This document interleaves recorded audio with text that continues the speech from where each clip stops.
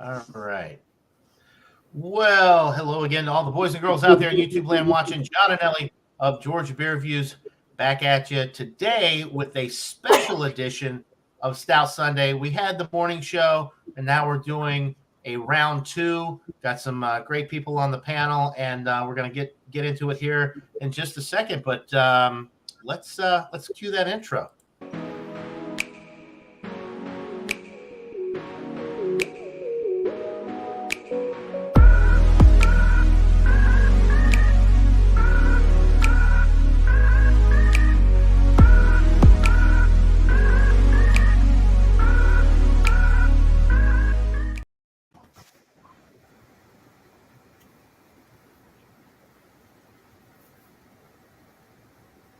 You're muted, John. Okay, there we go. Yeah, there's a little lag on my end. Hopefully everything's coming out okay. I'd like to welcome in my panel this afternoon. We have, as always, Mr. Michael Kormeroff, the Stout King there in Brooklyn, New York. Good afternoon, Michael. Good afternoon, John. And group. We've got Jean-Pierre, the Beverage Ramble. He's down there in the great state of Georgia. Good afternoon, John. Good afternoon, John. Good afternoon, fellas. Good afternoon. And we've got Mr. Josh Abrams, also known as Last Beer. He's got a new YouTube channel. Y'all go check him out if you haven't already. He does a lot of live shows and an occasional beer review. Hopefully more beer reviews to come soon. Good afternoon, Josh. Good afternoon, everybody. And we've got Mr. Ian down there in Pennsylvania. He is new to I've met him before on some beer tasting shows with Michael, but he is in Pennsylvania, and Michael and Ian have known each other since they were little kids, and he's a good friend of Michael. I'm older. I'm older than him, so I wasn't. Okay. Well, we're glad to have you, Ian. And so today we're doing it's a Stout Sunday type show, but most people, not everybody, most people have two different stouts. They're going to kind of do a comparison, and we're just go through, review your beers, talk about it, all of that stuff. We'll go ahead and get started with Michael. And why don't you tell us what beers you brought today? Okay, so I have one from Collective Arts, and it's called Origin of Darkness. It's an imperial stout aged in rum barrels with coffee, almonds, lactose, and speculoos cookies. I don't know what a speculoos cookie is. Trader Joe's cookie butter, the speculoos cookie butter. Okay, so that's in here too. That's good stuff. All right. And that's one. The second one is the original brewer of Black is Beautiful, the brewery that actually started the movement from Weathering Souls in San Antonio, Texas, and it's 8.82. And they don't give you a description of what style it is, but we will find out when we do it. Does it make more sense, John, for us each to do one and then come back and do our second rather than do them back to back? Probably. Yeah, this is kind of new territory. Yeah, I think that's probably a good idea. We'll try to keep it moving and everything, but yeah, we'll go through the first one and then we'll go through the second one and then we'll give ratings at the end. Okay, that's fine. So those are the two that I'm doing. Okay, perfect. So Jean-Pierre, what do you do? Well, I think John's just got the one, but which is fine. This is just kind of like a whatever. Last minute. I'm just gonna, whatever y'all do, and I'll just kind of hang out and just listen and watch and maybe comment, on the second beers y'all do. So, got the classic Murphy's Irish Stout, 4% ABV. This beer has been around since 1856, and that's what I have. Nice. All right. Now that's the Murphy's Irish Stout. Does that have that's the widget, right, in the can? Correct, my friend. Correct. Yes. Nitro widget. Good deal. Okay, let's go to Josh and see what he's drinking. All right. So I have from Magnify the S'mores Mind Never Matter Double Chocolate Milk Stout, 8%. Magnify is out of New Jersey, Fairfield, New Jersey. So make some good stuff. I've had some of their IPAs and stuff. Never had any of their stouts, but And what's the name of your channel again? Last beer review. Last beer. Last beer. Okay, I'm looking it up and I'm gonna subscribe. Appreciate you. And then the second one I have is from Timber Ales, Cosm of Darkness. It's an Imperial Stout aged on vanilla beans, toasted coconut, and cassia bark at 12%. So big boys. Nice. Okay. So let's go to Ian and find out what he is drinking today. I've got two. I have Smut Labs from New Hampshire, the Stallion, which is a 11% stout, Imperial Stout aged in red wine barrels. Nice. Portsmouth, New Hampshire. I picked this up at the brewery when I was up there a couple years ago. And my second one is the Dogfish Head Worldwide Stout Oak Aged Vanilla, which apparently is like 15 to 20%, which I didn't realize when I opened it. So that should be interesting. Yeah. All right. Hope you don't have any big plans this afternoon, Ian. Yes. Unfortunately, I have no plans of going anywhere today. So. Okay. Good. At least not for a few hours, at least. Right. There you go. Last beer. I was going to ask last beer if you could send me a link to his channel. Yeah, it's kind of hard. I'm looking it up on YouTube right now. I'll put it in the chat. Private chat. Okay, cool. Yeah. There you go. Okay. Well, so I've got a couple here. I figured I would bring one. So I had one from Georgia. I just moved up to New England from Georgia, so I'm going to do a New England stout versus Georgia stout kind of thing.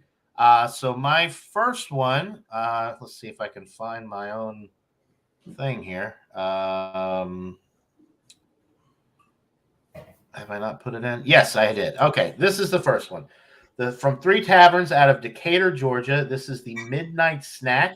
It's 8% alcohol. It is a stout with chocolate, cherry, and hazelnut added. And it's from their pastry stout series. I have had a version of this in the past, but they change it up every year. This one has cherries in it. The one that I had a few years back was just the chocolate and hazelnut. So the addition of cherry, I think, will be interesting. Okay. And then the one that I have from New England, Waltham, Massachusetts, Mighty Squirrel Brewing Company. This is from their Indulge series. It's the French Macaroon.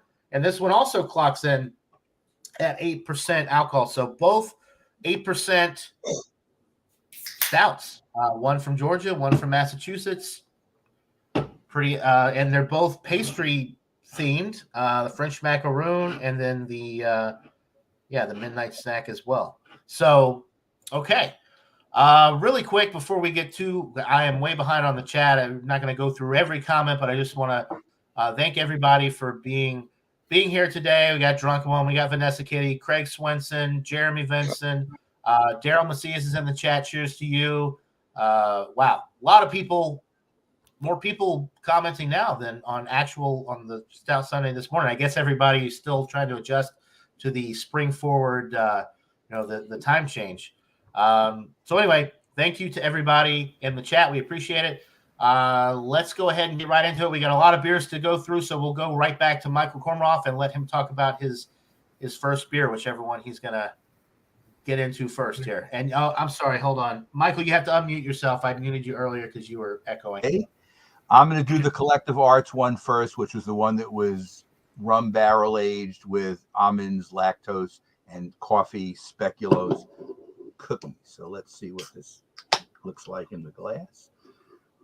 John, if you want to center me in. Okay, thank you. I'm working on it. It's just my computer's there. There we go. Okay, this is what it's looking like. It's very dark, as we would expect. Let's see if I can see through it. I don't think I can.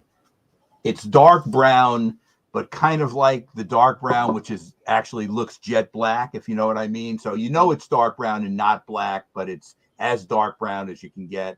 And the head is kind of a dark tan, darker than like a normal tan color. and it's about a half a finger head, and it looks like it's going to stay around for a while. There's a lot of carbonation. I don't know if you can see it on the side of the glass in this light, but it certainly looks the part of a barrel-aged stout. And it does have a head, and like I said, it's 10.3%, so it's not as high as some of the ones we have, but it's above average, I think, as barrel-aged stuff goes. Let me get a nose on it. You get the rum right away. You're getting the alcohol kind of smell to it, but it doesn't smell boozy, if you know what I mean with the difference. It smells like rum. If you were going to sniff a rum bottle, but you'd have to do it from the distance because you sniffed it close in, it's more intense than what I'm getting. You're getting like a mild rum smell. I'm also getting a little bit of the chocolate and the coffee on the nose as well, but they're behind the rum. The rum seems like it's the lead taste, or the alcohol that you are getting in the aroma anyway. I can't tell the speculoos cookies, and I can't tell the almonds in the smell, at least. I'm not getting any nutty kind of smell. Next time you go to Trader Joe's, Michael, look for the speculoos cookie butter. It is okay. I will, but it's interesting. This is the first time I've ever heard what that is, so that's very interesting. That I see it on the side of the can, but I didn't know what that was. I figured there was some kind of cookie, whatever. Okay, so now I got the nose. Let me get the taste. Cheers, everybody. Cheers, Michael. Cheers. Cheers. Wow. Okay. Well, you can tell right from the taste that it's not session. So this is, it's not boozy so much, but it's almost like an experienced people who've been drinking barrel-aged things before. You get kind of like a barrel-aged feel to the taste in the first taste that you're getting. Medium mouthfeel. And I do get a little bit of that nutty kind of thing now in the taste, but again, it's mild. I couldn't tell you that it's almond. Little nutty, but it could be something else other than almond. You can't tell the nut it is. I'm getting the coffee in it as well. I guess the cookies are coming in as kind of like a sweetness that's there. So this is a sweeter imperial barrel-aged stout than a bitter one. More sweetness than bitterness. And I guess it's just a little bit of bitterness on the finish to just kind of balance it out. This is a sipper and not a chugger. But it's got both the aroma and the taste are both really giving off all the things that are on the can that they're expecting you to taste. It has lactose in it, so there is a creaminess to it as well. I'll keep sipping on it. So far, preliminary is I like it. All right. Nice. Okay. Jean-Pierre, are you ready? I don't see you there, but we can always come back if you had to step away for a second. Let me give you a few seconds there. All right. He may have had to step off for a minute, and all right, we'll come back around to Jean. Let's we'll pull up John. Oh, wait. Just in the nick of time. I think you said. All right. Hey guys, go ahead. Yeah, go ahead. Skip me. I'm on the phone, so we'll talk. Okay. All right. Well, let's go to Josh then. Alrighty. So I'm gonna do the magnify, the s'mores mind over matter double chocolate milk stout, 8%. Like I said, never had any. I don't think I've ever had any stouts by Magnify. Mostly IPAs. So I saw it and I was. I'll give it a shot. Are they? Where'd you say they were out of? They're out of New Magnify? Jersey, Fairfield, New Jersey, I think. Yeah. So, Alex, the beer master, if you're watching this, there's something you can get right there. Craig says Jean-Pierre on the phone. That's weird. Sean is our phone. He's an important person. He's always getting phone calls. Life happens. So yeah, jet black. Yeah, even in the light, there's no like brownish hues. It's just pretty much straight jet black. Nice mocha head on there, about less than a finger. It's a little bit bigger head before, it kind of dissipated pretty quick. But nose, definitely get the chocolate. Kind of picking up some coffee aromas off of it, but this is a s'mores one, so I don't think there's any coffee. I can't really smell. It doesn't smell too boozy. It's only 8%, so maybe a little bit of vanilla on the nose. I'm kind of getting like a baker's type chocolate off of it. Not really like a milk chocolate, but yeah. So let's go in and give her a taste, see how she tastes. Cheers, Josh. Cheers.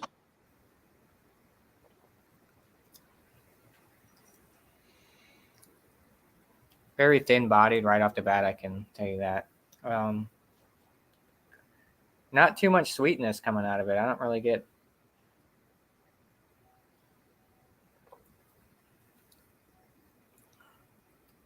some of that chocolate, the vanilla. Not really getting any like graham cracker or any marshmallow type taste, but it is a little bit colder, so maybe I'll have to let it warm up a little bit. But 8%, you don't really taste it at all. Very thin bodied. I'm almost getting a metallic taste kind of on the back. I don't know if that's because it's been kind of colder than usual. It was in the other fridge, so it was probably about 40 degrees or so. But yeah, not really much going on. Like I said, I don't really drink a lot of milk stouts. I know they're not going to be as heavier bodied as some of these imperial stouts and stuff like that. But I figured since it was 8%, maybe have a little bit more body to it. S'more wise, I don't. Like I said, I get the chocolate, and I'm picking up like a weird coffee type note on it as well. Not really getting any graham cracker or that vanilla off of there. So I'm gonna try to let it warm up a little bit and see maybe I can pull some of those some more of those flavors out of there. And yeah, but so far, not terrible, but it's just not very wowing. I don't think it really tastes like a s'more, to be honest with you. But yeah, we'll see as it warms up what it does. So cheers. Okay. Awesome. Cheers. Nice dogfish head glass there, by the way, too. It's got the drink with care warning thing, which may resonate with our next panelist here. I'm going to pull up Ian because it looks like Josh is still, or Jean is still on the phone. So Ian has got a beer that he wants to talk about. Which one are you going with first? So I'm going to go with the Smut Labs first. Okay. There's very little description about it and I wasn't able to really find anything. I don't think it's shown on their website anymore. It just says Imperial Stout aged in red wine barrels. In my ignorance, I have already pre-poured them. When I did pour it, it had a quite a head. This is actually a couple of pours, and there's actually some still left in the bottle. So nice. I went to Smutty Nose Brewery a few weeks ago with a friend of mine that lives up here. Smut Labs is the experimental lineup of beers from Smutty Nose. They have a separate brewery now, but they're both owned. Smutty Nose and Smut Labs are the same company. Yeah, I remember. Yeah, I remember that. So, yeah, it's you can definitely smell the alcohol. I'm not really getting much of the red wine, but in the nose at least. It's definitely a very dark brown. Can't really see through it. So let's give it a shot. Cheers, Ian. Cheers. Ian. I can definitely taste some of the red wine in the in it. It's interesting. It hides the alcohol well. You can kind of, it smells a little boozy, but it doesn't taste boozy, if that makes sense. So, yeah, it's good. I like it. Yeah. Too bad it's going to probably too bad it's probably going to be very hard to ever find again. Right. One off. I wonder if something like that, they make other things similar to it. In other words, they won't use red wine. They'll do something else in Smut Labs and do something else in a different series, which will be different than that. Just yeah, as a new very thing, possible kind of thing. So what's the Ian? It sounds like you drink a lot of stouts and you have and some of the higher ABV beers, and you have a little bit of a cellar, a little bit of a collection going. What's the year on that? The one you're drinking now, is it? How old is it? I want to say, I'm pretty sure I bought it when I came back from New Hampshire. So I think I bought it when a friend of mine and he helped me move back from New Hampshire. And this was the end of 2016. And we went to we went to Smutty Nose as kind of a little brewery tour, because there's a whole bunch of little breweries little microbreweries up there in Portsmouth area. I was working up there in 2016, so I got to experience quite a bit of it. Okay. Might be from 2016. It's very possible. Awesome. Yeah, which probably might explain why the 11% doesn't taste. I don't really notice the 11% because it's been aging in my basement for 6 years. Right. I had a Smutty Nose barley wine recently. I did a little thing with my friend Jesse, Bumpy Road Brewery. He has his own YouTube channel as well, and everybody that's watching this probably already knows who Bumpy is. But Ian, you're kind of new to this group. But they had at the Smutty Nose Brewery, they had, I believe it was I can't remember if it was 2013, 2014 now. But we got the I'm going to say 2013 because that sounds right. 2013 barley wine that they had. They just bring out, they keep a lot of these older bottles and then they'll bring them out at the brewery, at the gift shop or whatever, and you can buy them every now and then. Well, anyway, they were cycling through. So it was $20 a bottle, but we got a 2013 world-class barley wine, which Smutty Nose doesn't even make these beers anymore. Unfortunately, these are the beers, their best beers. But we were talking to one of the brewers there, and he said, well, a lot of that high ABV stuff, like the barrel aged collections in particular, because it was also aged in red wine barrels. He said they just don't sell, and we end up sitting on them, and then we'll bring them back around and sell them, mark the bottle price up if they're a few years old or whatever. But he said that it's just not in high demand. And I was like, well, bring them back. I said, I just moved up here, so I'll come up here every week and buy stuff like that if that's the kind of quality stuff you're putting out. But they just, it's a lot of light beers and sours now, unfortunately. Yeah, sours have become a thing, and I'm not a big fan of them. There's a brewery in New Jersey, and that's kind of it's not far from Trenton, and that's kind of what they specialize in, is sours.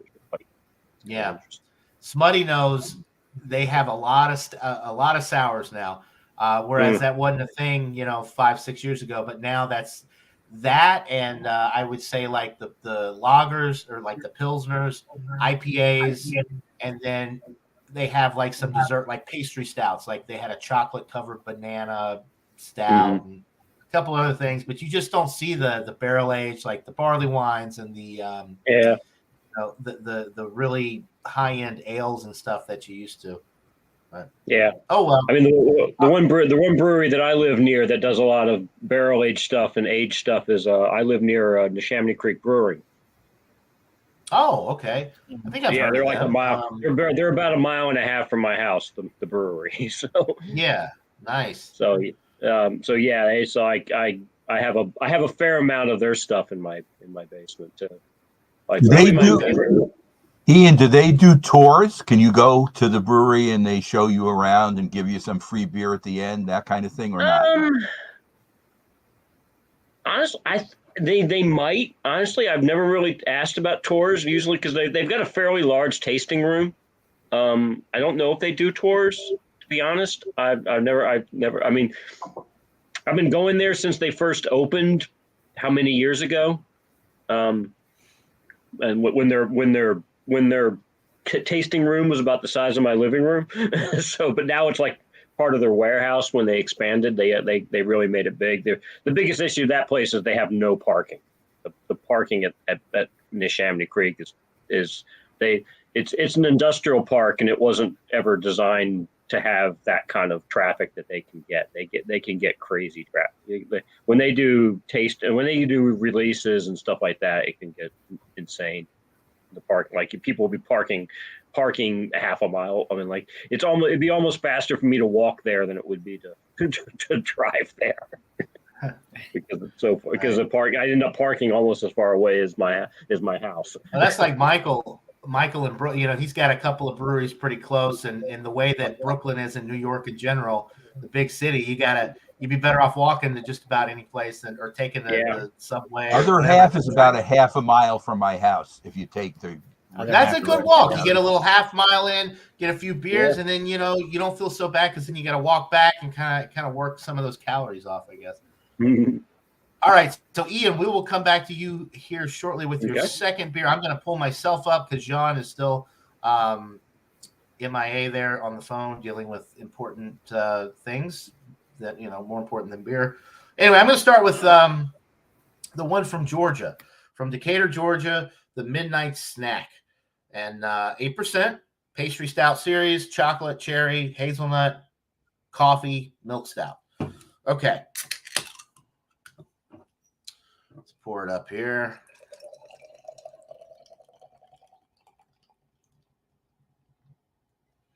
All right. It's a good looking stout. Nice head formation there, about a finger and a half.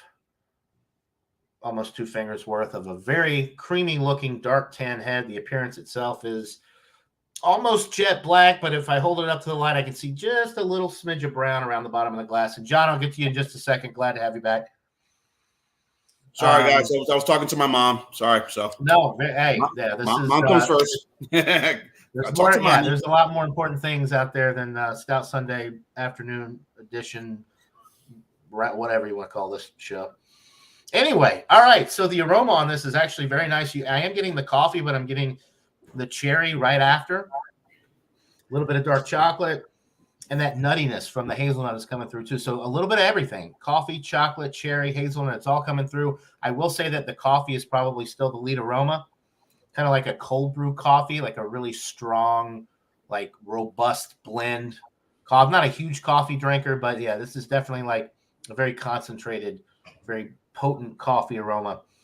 But everything else still comes through, so I'm happy with that. It's not a one-dimensional type thing. Sometimes, I've mentioned this before, when you have these coffee stouts, they put too much coffee in the beer, and then whatever else is in there, you're not getting it because the coffee just overrides the olfactory and the palate, everything, and that's all you get. But very nice aroma. None of the 8% is coming through. It doesn't smell boozy at all. So let's go ahead and get into it. Cheers.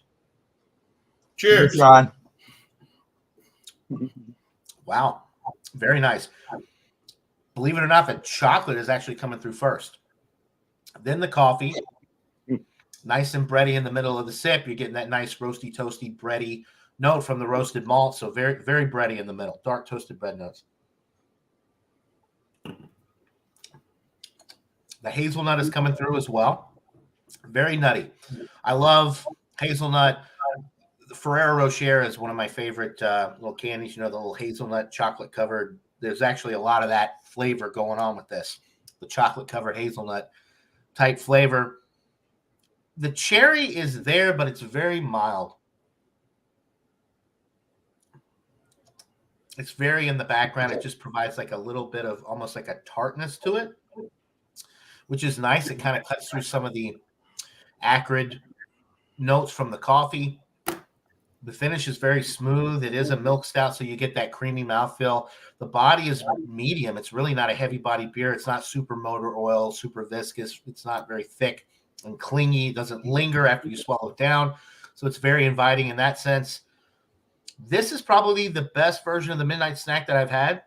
I like the addition of the cherry, even though it's not super strong. It kind of balances out some of that coffee. The chocolate is definitely there. The coffee is definitely there, but it is nicely balanced, and you do pick up everything. The coffee is not the dominant overriding flavor, as has been my experience with a lot of these coffee stouts. So very enjoyable. I'll keep sipping on it and think of a rating, but I'm really, really digging it. It's a really good beer. And, John, is it boozy? Is it boozy at 8%? No, out. It drinks like a Guinness, or a Guinness extra stout. We'll say 5.6. You'd be surprised these styles that you look to say, okay, the high ABV, but then you try it, it's like, hey, I don't feel it already. Right. So very enjoyable. Yeah, I'm really, really digging it. And now that Jean is back, go ahead and pull him up and let him talk about gentlemen, again. Yep. This beer. Good afternoon, everybody. Again, everybody who's watching. Of course, I have to talk to my mommy.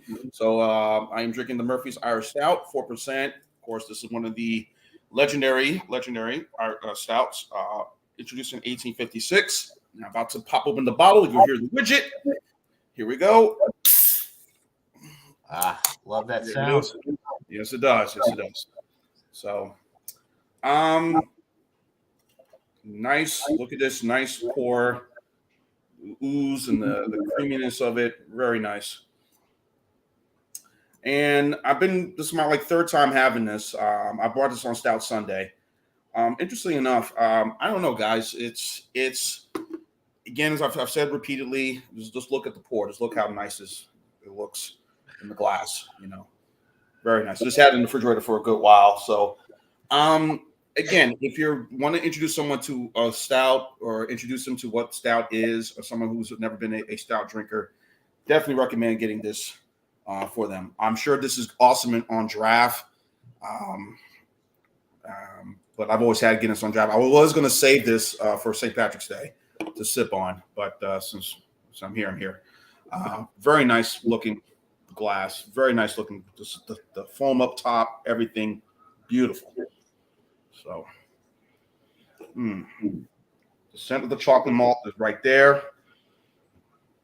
Definitely a little coffee in this. Let this thing kind of foam quite all right. This was for a 4-pack of this. And the size cans go for about, I think, at my package store, I think it goes for about $7.90, about $10.99 for a 4-pack of this. So, I guess maybe a little high, maybe by the price, I guess, but there you go. Cheers. Cheers, John. Cheers, John. Cheers. Creamy, perfect lacing. Just really good. Nothing heavy about this. Nothing too overly strong about this. Just the perfect stout to drink. I've also enjoyed one that's also lower. I've started to like a lot more is that Stockyard by Stout by Trader Joe's, and that one is also good as well. And that about the ABV is about the same. So, just phenomenal, really enjoyable, just really good. And I'll have my score coming up. I wish I had another stout. I like Imperials. I wish I had another one, but oh well. Yeah, we were talking actually off air after this morning show, because John and I were doing the Stout Sunday this morning about the Trader Joe's stuff, and I went to there. So Acton, which is a town over from me, they have a Trader Joe's there, and I went to the Trader Joe's in Acton. I was very excited, thinking I'm going to get all this Trader Joe's beer. Hadn't been to a Trader Joe's since it's probably been 2 or 3 years down in Atlanta, and they didn't have any alcohol at the Trader Joe's up here. So I don't know if it's a county by county thing, if it's the entire, I have to look into the law here in Massachusetts, but they didn't have any Trader Joe's beers at the Trader Joe's up here. So I was pretty disappointed about that. Can you get singles in Mass? Can you go to any store, package store, get a lot of singles? Yeah, there's a place like right down the street called Craft Beer Cellar, and you can buy singles of anything you want. Yeah, good. John, I remember when we used to visit my daughter when she went to college, and some of the Trader Joe's in Delaware did have beer and some didn't. So it was kind of like a county by jurisdictional thing. And if it was a smaller Trader Joe's, they didn't have it. The bigger ones had it, kind of thing. So there are probably some in Massachusetts that do sell beer. You have to find out. I think so. I don't think it's because you can sell beer and wine at grocery stores and up here, and liquor is. I think you can. Well, they have package stores for liquor, but there's a store right down the street here called Cask and Bottle, and they sell beer, wine, and spirits. So the law's not too crazy here. I think it's county by county, town by town, and I think Acton, because it's a smaller town, and the Trader Joe's, for whatever reason in that town, just decided not to be bothered with the alcohol. Also, the big stores when I was in Jersey, the big, the Costco's and what's the other one? Sam's Club next door, the big warehouse place, and then BJ's Wholesale. They do up in Jersey. They are able to sell wine and whatnot. And of course, the grocery stores, you can't do that. Well, some of them you can. I know there's the ShopRite in Montclair, in Bloomfield, New Jersey. There was a section there they had nothing big, just mostly some 6-pack of different things. But I guess they were able to get the law, able to get for the license, whatever, to sell it. But most grocery stores in that area don't sell it. But the big warehouse ones, BJ, Sam's, and Costco, next there you can buy your beer and your wine and some of them. And John, we're able to get beer in Lidl stores where you cannot get them in the Aldi stores in New York State. So New York State does not, and again, it could be that Aldi doesn't want to pay to get the kind of license you'd have to get to sell beer. It's not cheap. Those licenses aren't all of these little alcohol laws just so great? It's great. Isn't it wonderful? Isn't it wonderful? All the stupid restrictions that we have. It's old. I mean, the times are changing, but they still, we must control what you do with your body. We control the alcohol. Because Aldi in Pennsylvania, and it's definitely weird. Our alcohol laws in Pennsylvania are strange. So alcohol laws to me, it's like you think about it, it's really like nothing else. You have, you obviously have state level and federal level stuff, but for the most part, there's somewhat of a consistency. Other than now the big THC and cannabis movement, that's kind of similar, but alcohol is just one of those things. It's so different everywhere you go, and for what? To what end? What's the point of having all these different stupid little nuances in the law? Yeah, well, I mean, being in New Hampshire, because New Hampshire, they sell beer and wine pretty much everywhere. All the supermarkets, gas stations, you can buy beer and wine everywhere, but liquor is only at state stores. But the state store, the liquor state stores in New Hampshire are like supermarkets.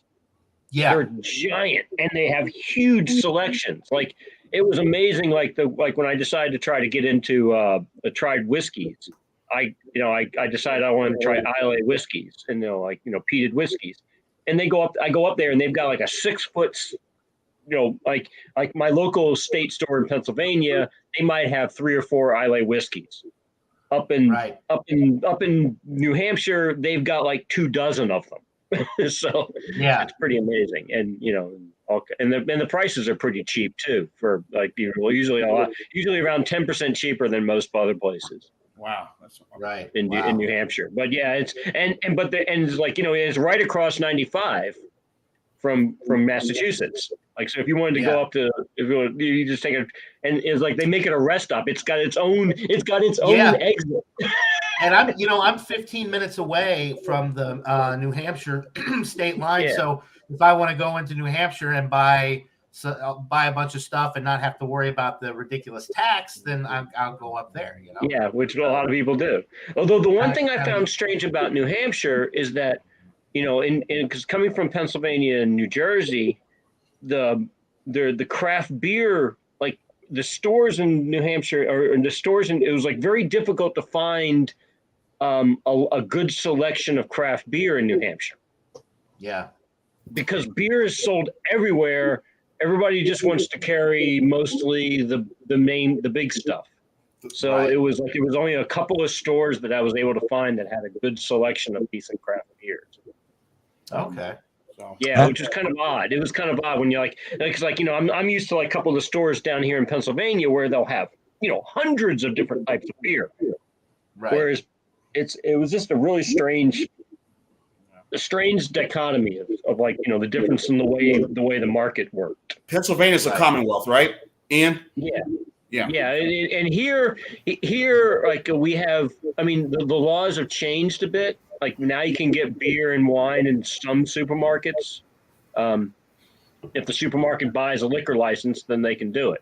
Which is the scary thing is it's killed a lot of small bars. That's the thing right there. Yeah.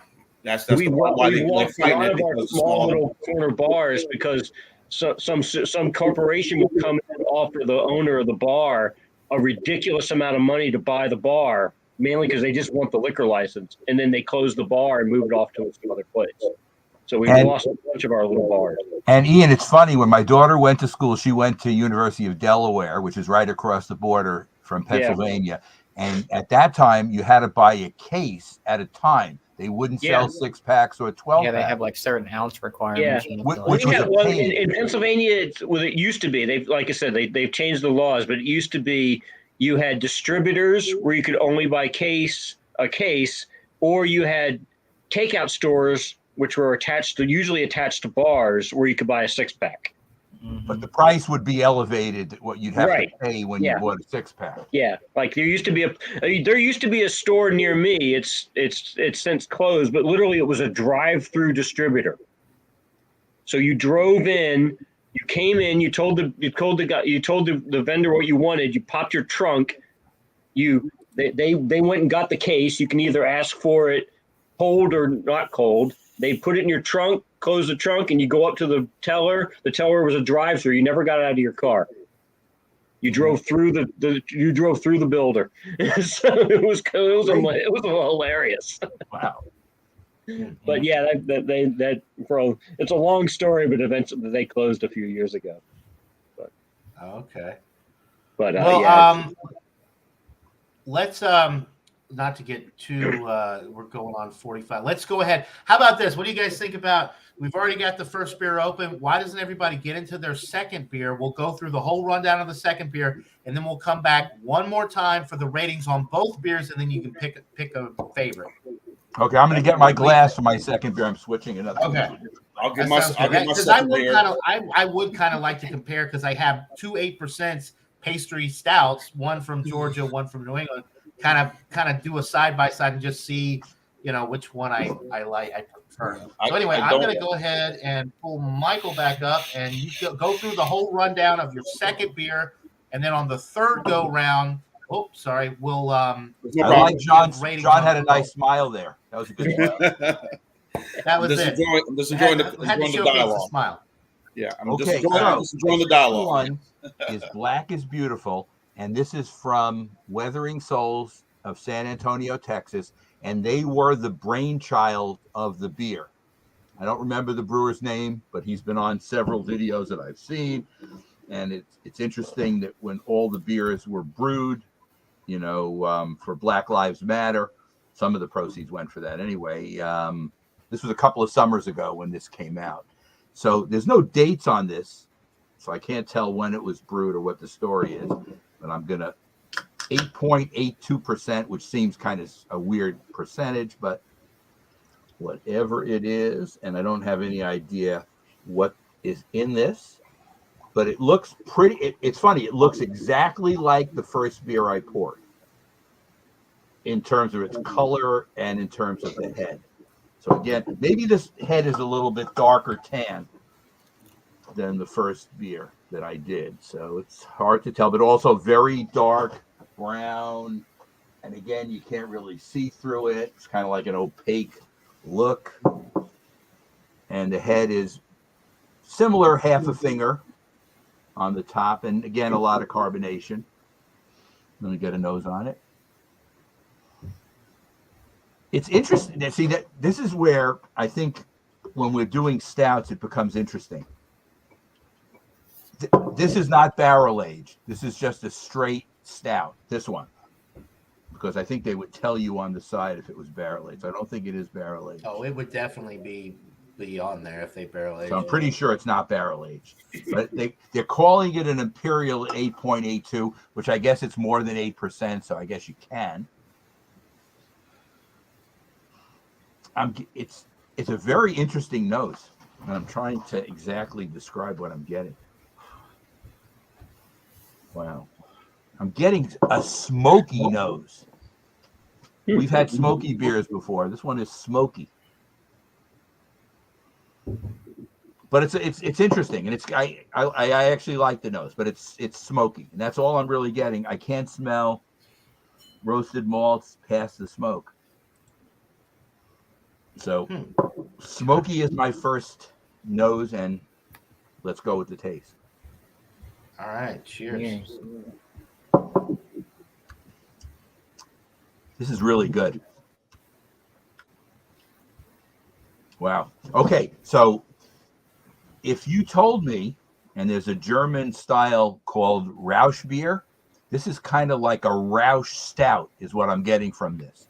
So there's like they smoked like smoked malt, like it has. There's like a smoked malt taste as well. Okay. And the interesting thing is you can't taste the alcohol at all. So this would be a very dangerous beer. I mean, yeah, going on 9%. Again, it's less than 9%, so it's not like it's 12 or 13%, but still. It's close. I mean, yeah, it might as well be 9%, 8.82. I mean, my goodness. It's close enough to 9%. So this one is drinking like a session beer. I mean, you can tell there's alcohol in it. I'm not saying it's soda, but it's alcohol, but it's not up to the almost 9% that it is. It's not heavy. Not heavy. I would say similar to the Collective Arts one. It's medium bodied as well, but the Collective Arts one was a little bit heavier than this one. So maybe that's the difference in the 10% alcohol and the 8.8, and the fact the other one was rum barrel aged and this one isn't. That was a little bit more substantial than this one is. This one's really good. Nice. But I'm not getting anything more than the smokiness. Maybe more will come out as it warms. It is possible. Now, one thing I'm going to say is positive. Even if smokiness is the only thing you get out, it's not like it's one note, because you're getting a stoutiness to the beer as well, which is, so there is balance. It's not like it's just, because sometimes you'll drink beers where all you get is one taste and you say to yourself, boy, this is one note, I don't like it. Here's a case where I like the feel of the stout, but the main flavor and nose is smoky. And I like smoky in beer. So I find this to be positive too. So I know you've had this beer, Michael, the one from Georgia, from Pontoon, the smoked porter that I sent you. Yes, I did have that. Tall, dark, and smoky. So how does the smokiness of that compare? Okay, they are similar, but this is more stouty than that one was. Okay. Now, was that a stout or was that the smoke level is comparable between the two? Yes, it's comparable. Now, it's going to be hard unless they rebrew this beer for anybody else to find it, because this beer was probably produced at the beginning of the Black is Beautiful movement. You know, the Black is Beautiful that came out couple of summers. I think the summer of 2020 is when it was prevalent, but I'm not positive that they're not brewing more. This came as part of remember when I bought the beers from online from that company? I'm drawing a blank on Tavor. Right. Tavor. So this was one of those beers that came from Tavor, and Ian, I bought 15 different beers for $100. Hey, that's not bad. Wow. They were advertised as high alcohol craft beer, that you can't otherwise they get. They were advertised as all stouts, and it turned out a third of them turned out to be Schwartz beers and dark lagers. But the funny part was they were very good dark lagers, so I can't complain. Yeah. And again, that included the shipping and included the tax, so it wasn't horrible. And I got a lot of really high alcohol beer stuff, 15, 14. So top end stuff that's so far has been very good, and I can't complain. The problem that you have anytime you do these assortments is it's that they're the ones who are giving it to you, and you're willing to take a little bit on the edge if it's close. And I probably won't do it again because I'm not unhappy that I did it. I'm happy I did it. But was this at the food co-op, Michael? No, this was from Taverns. This is from we got it on online, and my wife saw it and she says, well, they're all stouts, you're getting 15. If you figure it out price wise, it's $6.65 a stout. You don't know. Some of them are high powered, some of them not so much. The bottom ones, those dark Schwartz beers, were only like 5% and 6%. But for the most part, and this one was included, this Black is Beautiful was one of the beers in it. I'm happy with the whole thing. It's okay. In this current situation, what's $100 anyway? Right. In the grand scheme of things, okay. Send a link to the website in the private chat. I will. See if I will. I'll send it to you so you can take a look at it. They also have an IPA pack, and they have some other stuff as well. You probably get sours as well. I think it's chancier when you get the other ones because you have to worry about the date on IPAs. And Ian, I know how you feel about IPAs too. They're not your favorite style, but I am less of a fan now than I was when we first started. When you and I were first talking, I used to be into it, and now stouts basically have taken over. But I still like the New England style IPAs that they have, the lighter ones. I'm not into the heavy duty, bitter, the kind that 100 IBU stuff anymore. And it's not like I'll never drink them. It's just that they're more occasional now than they used to be. Yeah. Right. I used to drink that as a steady diet when I first started drinking craft beer, and I do not do that anymore. So I'm happy with this. I'm going to keep sipping on it, and you can come back around, and I guess we're going to give our numbers on both. Right. Yeah, sounds good. So, Josh, I'm going to pull you back up. What is your second beer today? It's the Chasm of Darkness from Timber Ales in collaboration with 8th Street Brewing. Timber Ales it's 12%, by the way. It's a non-barrel aged imperial stout aged on Uganda vanilla beans, I believe, and cassia bark. No IBUs listed. I mean, most of the time they never list IBUs. Can I see the can again? Can I see the can again, real quick? I see a bridge. It looks like what? It looks like the Brooklyn Bridge or something like that, or. No, Timber Ales is out of North Haven, Connecticut. I'm not sure. Okay. Yeah, it does look kind of like a Brooklyn Bridge type. Yeah, that's definitely Brooklyn Bridge. That one right there. Yeah, right there. So, yeah. That's the Brooklyn Bridge. So yeah, I've had some stuff from Timber Ales before. They make really good stuff. A lot of their IPAs. I think I've had a stout from them before, but I'm excited to try this one. So. Oh, that's some motor oil. That's real nice. Yeah, nice pour. Whew. It's not an aggressive pour. It's a nice pour. Even the head is super dark. It's funny how all the beers are looking similar in that dark brown, almost bordering on black. Yeah, so jet black, real dark, mocha head on this guy. Nice bubbles up top, less than a finger. Even in the light, there ain't no light coming through this one. Just straight jet black. So on the nose, get some spiciness. I think it's from that. I'm picking up some cinnamon. You know what it smells like? It almost smells like a cinnamon coffee cake, like the Entenmann's or whatever those type of brands are, like the cinnamon coffee cake. Maybe it's that cassia bark that's kind of bringing out that cinnamony type. Picking up a little bit vanilla. Don't smell any of that 12% on the nose whatsoever, so that's kind of dangerous. So, but it smells like a delicious pastry stout, non-barrel aged imperial stout. So, let's get into the taste. Cheers, Josh. Cheers. Cheers.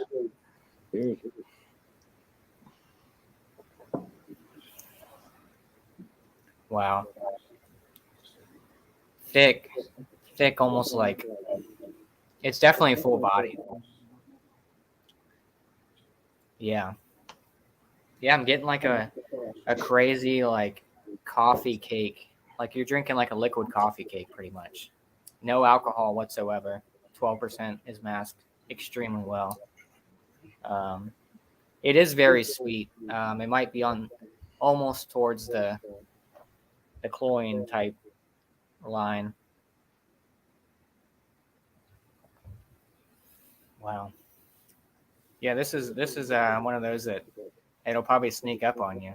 I mean, if you kind of get a little bit of that alcohol in the very back end, but it's not in your face. You know, it's not.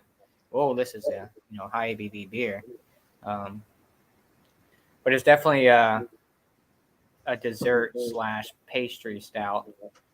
Very thick, getting into like pudding consistency almost.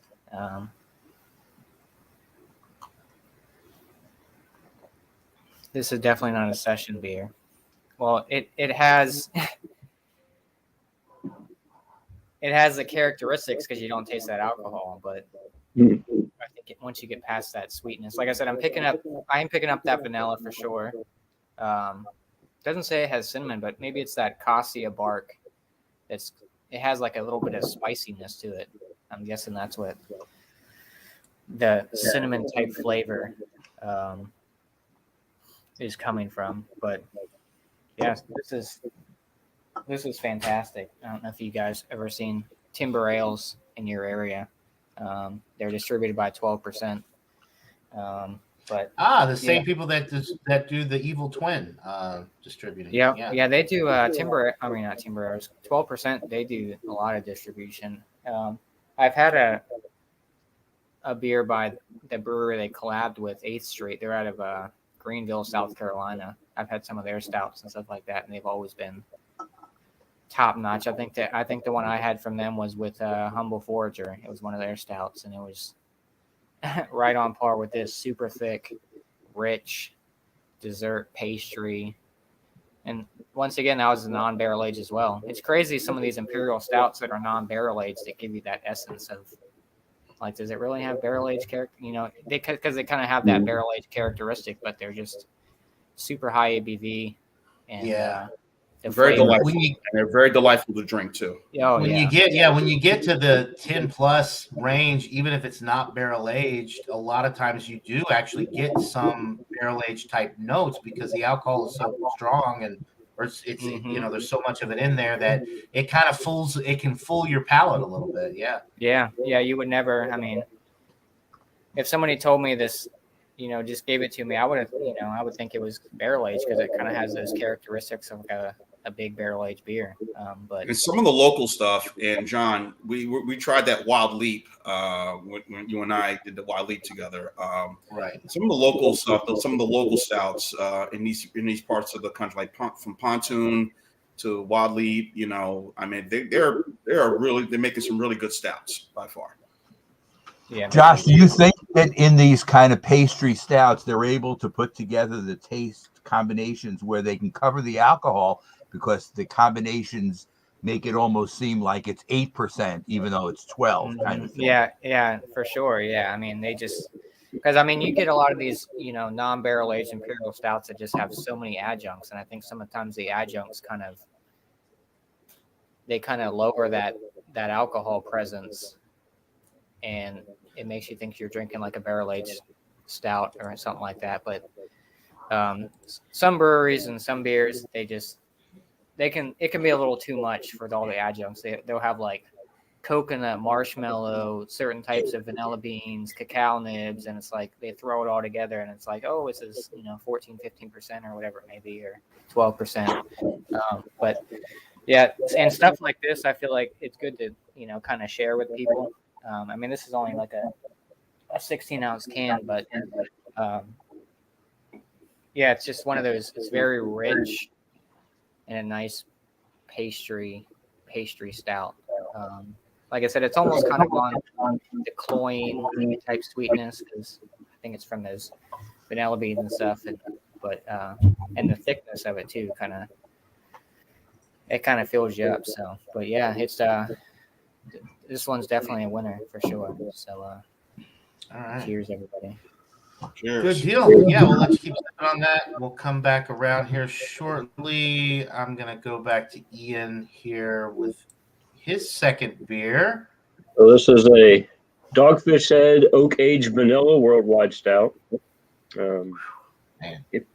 which is apparently 15 to 20%. So, Ian, we're getting into the real action now. Yeah. So it poured pretty clearly. Very, very dark, as you imagine. Very little head when I poured it. I poured it a while ago, but so very little head. A little bit of oakiness, a little bit of vanilla. Definitely some alcohol. Kind of see through it a little bit, so maybe not quite as dark as some of the other ones. Let's see. Cheers. Cheers. Cheers. Well, it doesn't taste like it's, more alcohol than wine, so that's good. You can definitely it's a little bit of I can taste definitely. The body is actually fairly light, or lighter than one would expect. Can taste a bit of the vanilla. Yeah. That's one of my favorite worldwide ones that when they did that. I've age. never Yeah, it's so seen or good. never heard of the vanilla barrel one, Yeah. but Yeah, this is. Unfortunately for me, Dogfish Head, I can only get the minute IPAs, and Yeah. I think Yeah, that's some of pretty them much it here in Georgia. I don't get any of their other stuff. well, John, we all know. I mean, I just got out of Georgia, but 15% to 20% is over the 14% legal limit Exactly. in Georgia. Yeah. So even if it was, It's funny. Yeah, I mean, The state limits are interesting. Mississippi, you can only have 10%. 10%. Yeah. Can't be Alabama's higher also than 12%. 10. And Georgia and Alabama are 14, which Yeah. means your beer cannot be sold there. The one you're drinking now Yeah. can't be sold there, which is interesting. New York, Massachusetts, where Josh is in Virginia, there's no limit on the alcohol. Yeah, in Pennsylvania, I don't think obviously not because I bought this in Pennsylvania, so obviously there's no limit. And this is brewed in Delaware, so Yeah. They're still owned. I mean, the partnership between them and Boston Beer Company, I think, is still going, right? And Yes, so, it's which very much a part of their the distribution. Yeah. See. But unfortunately, again, since you could get Sam Adams just about anywhere. But unfortunately, like you said, with that, but the other stuff I get from Dogfish Head is pretty easily to get. But I wish I could get my hands on that one. That looks like something right up my alley. Yeah. So Yeah. Ian, the vanilla, you're getting that the oak age. Yeah. It doesn't say bourbon barrel; it just says oak age. So are you getting it just says oak age.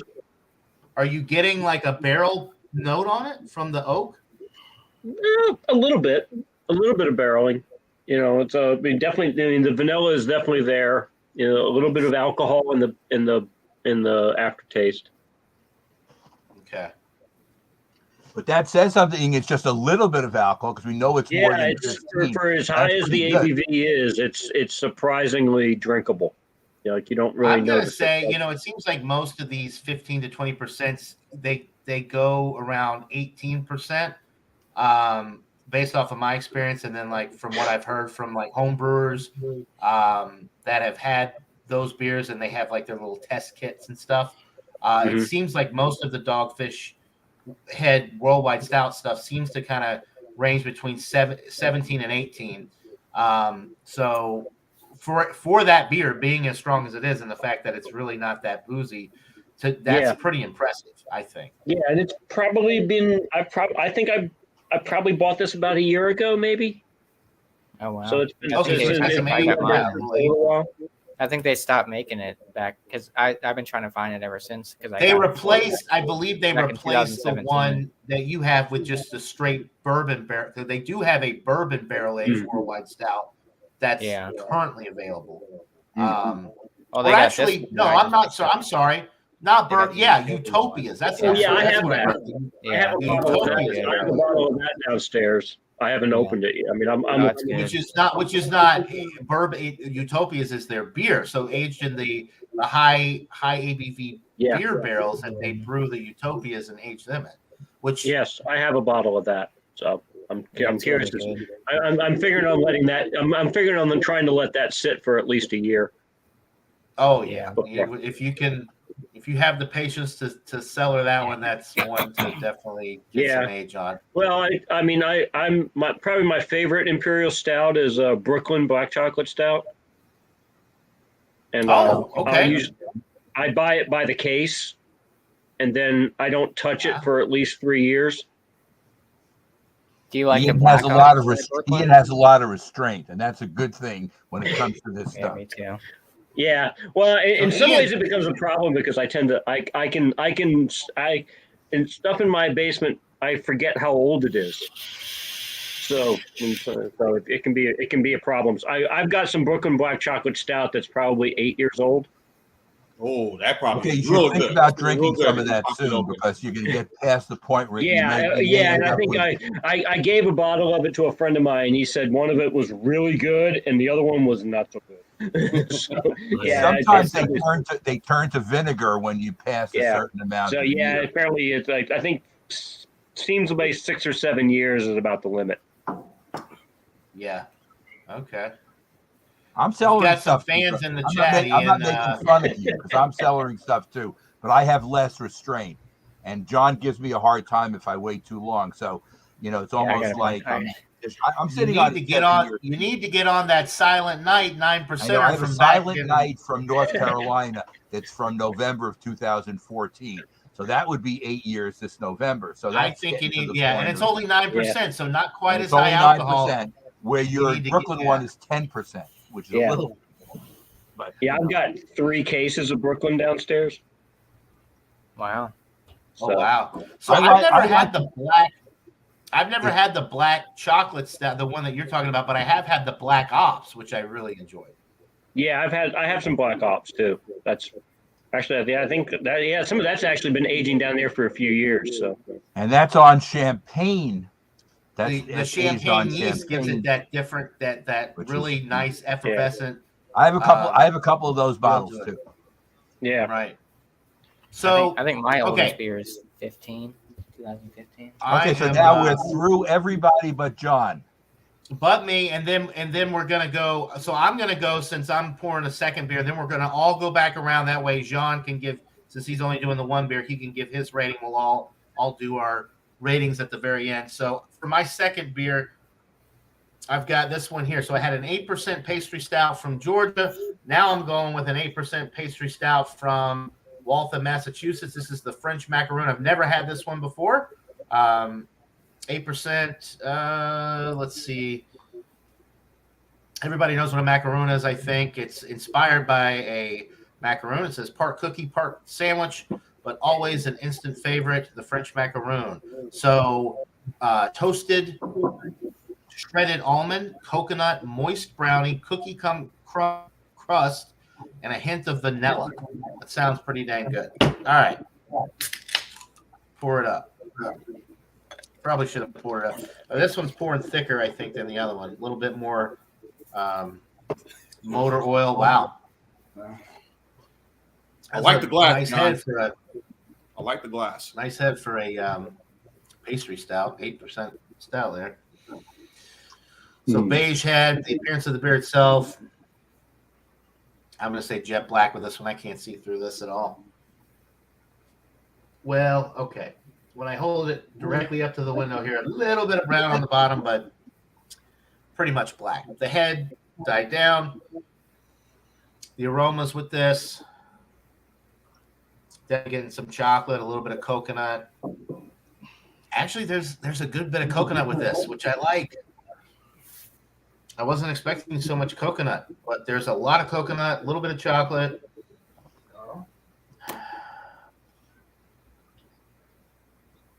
Yeah, the nutty characters come through on there as well. It says shredded almond. I can see that. None of the 8% alcohol is coming through. It definitely smells like a dessert type beer, though. Smells a lot like a macaroon. So let's get into it. Cheers. Cheers, John. Looks like everybody else has gotten up, and I'll talk to you. Really good. Ian's still there. Coconut. Ian's still there too. Yeah. Well, John's right shoulder is There he is. There He he just is. turned. Hi, He just hi, was hi. stretching out. So yeah, coconut, chocolate, the almonds coming through. This one's got a little bit more body to it than the midnight snack. A little bit thicker, a little more viscosity, but not a bad thing. It's not super sticky. It doesn't linger too much, so it's not like super thick. This one's really nice. This has a lot of coconut. I wasn't expecting a ton of coconut, but there's a lot of coconut in this, which I'm really enjoying, and that almond flavor is really coming through as well. Sometimes beers that add, like I've had beers that have pistachio, of course, almond, walnuts. For whatever reason, a lot of times beers that add the whatever nut, insert nut here, whatever nut you choose, they don't put enough of it in there to get that really nutty flavor. But for whatever reason, this one, the almond, is really nice. It's definitely coming through. And if you blindfolded me and just gave it to me, I would be able to tell you, all right, there's some almond in here, because it's got that specific flavor. It's not one of those things where you're kind of having to play a guessing game type of thing. It's definitely there. It's nicely balanced between the coconut and the chocolate, and then the roasted malt character in the middle of the sip. It's definitely got a dark toasted bread, roasty note, a little bit of almost like a coffee note from the intensity of the roasted malt. Alcohol is masked well. Like I said, you weren't getting anything on the nose, not getting anything on the palate either with the 8%, which 8% nowadays for a stout, it seems like nothing, compared to like all Kind the of like a bourbon counties sessionable and stout, the right? Kind of sessionable. PBA, yeah, it might as well be a session. These days, an 8% stout is a session. But no, it's really enjoyable. I'll keep sipping on it and think of a rating. But really loving the coconut with this one. I think it kind of, for me, being a huge coconut lover, this Death it by really Coconut's puts it your up there. favorite. Death by Coconut. Yeah, definitely puts it up there for me. So, John, do you want to look All right. at some of the people on commenting? There are quite a few. I don't know if you want to check out. yeah, so we've been keeping up for the most part. We have Ronnie S in the chat now as well. It says, who drinks stouts in the afternoon? These guys right here. You're looking at it. Let's see. And yeah, Druckman says people with a heartbeat. That's right. Everybody. And then, yeah, we've got our panel member Ian in the chat there as well. The 1050 is really, you talking about the straight 1050 or the barrel aged 1050? I've had both of those. Yeah, both. It's usually straight 1050 is what we'll pack in our we'll pack like on. See my mountain bike team. Oh, nice. Okay. All right. Or otherwise we like to say a drinking We see team. the with a bikes. mountain Yeah, I bike see the problem. bikes the bike in the background there too. A drinking team Yeah. that occasionally bikes. Yes, we're a drinking team with a mountain bike problem. Yeah, right. And Right. but yeah, we go through a lot of, so yeah, I'll have we'll drink, we'll pack what we call roadies in our camelbacks, and then like halfway through the ride we'll stop and have beers. Heck yeah. Nice. That's what they do. So Druckman says you're our kind of mountain bikers. Yeah. Yeah. Druckman says this is like an AA meeting gone wrong. All right, or it's gone right.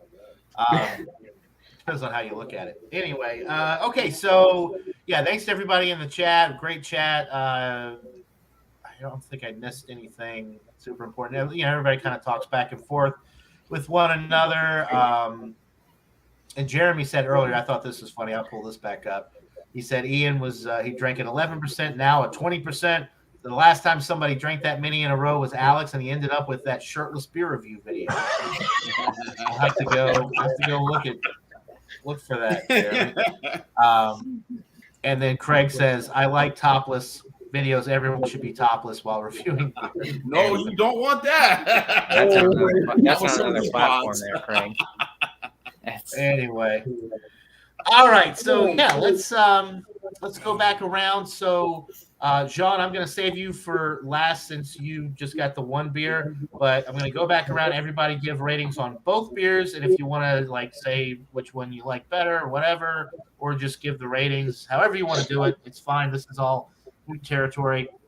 So we'll start back with Michael and let him tell us about his two beers.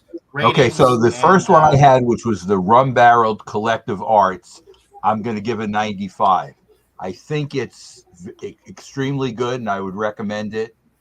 So it's an A beer for sure, and it's I would recommend it for sure. You know, it's a quality product, 10.3%, and I'm going to give the Black is Beautiful.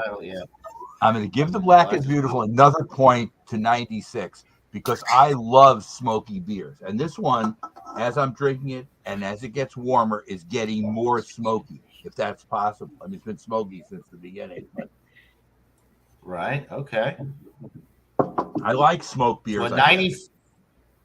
So 95 for the Collective Arts and then a 96 for the Black is Beautiful. For the Black is Beautiful. So they're both solid A's and both highly recommended. The Collective Arts you probably still can find. This exact Black is Beautiful I think might be hard to find, but they could be brewing more of it. I have no idea. Since they're the original one, maybe they keep brewing it as a regular thing, and maybe you can still get it. Now, it's out of San Antonio. Like I said, it came from the Tavor collection, so maybe people do have access to it nationally too. I've never seen any beers from Weathered Souls here, otherwise. So okay. I don't think I can probably get anything from them otherwise. But I'm happy with both beers. Old Dio's in the chat. I think because he lives out in Texas, and I think he can get some of their stuff. You said they're out of Austin? They're out of San Antonio. San Antonio. Okay. Nice. All right, so we got a 95 and 96 in the books. Wow, that's good. Slight edge to the Weathered Souls Black is Beautiful. So let's go back to Josh with his two beers. And we saw a special appearance just a minute ago. Grace was in the shot there. Roaming around. Every time I come down here, she always comes down here with me. So we'll start off with the Magnify one, the s'mores. As it warmed up, I kind of got more of that graham cracker marshmallow flavoring.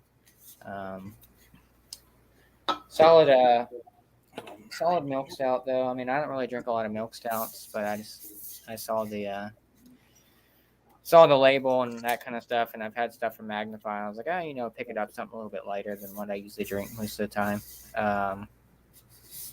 Score wise for the s'mores one, I'll give it a 92. In the A range. That was pretty good.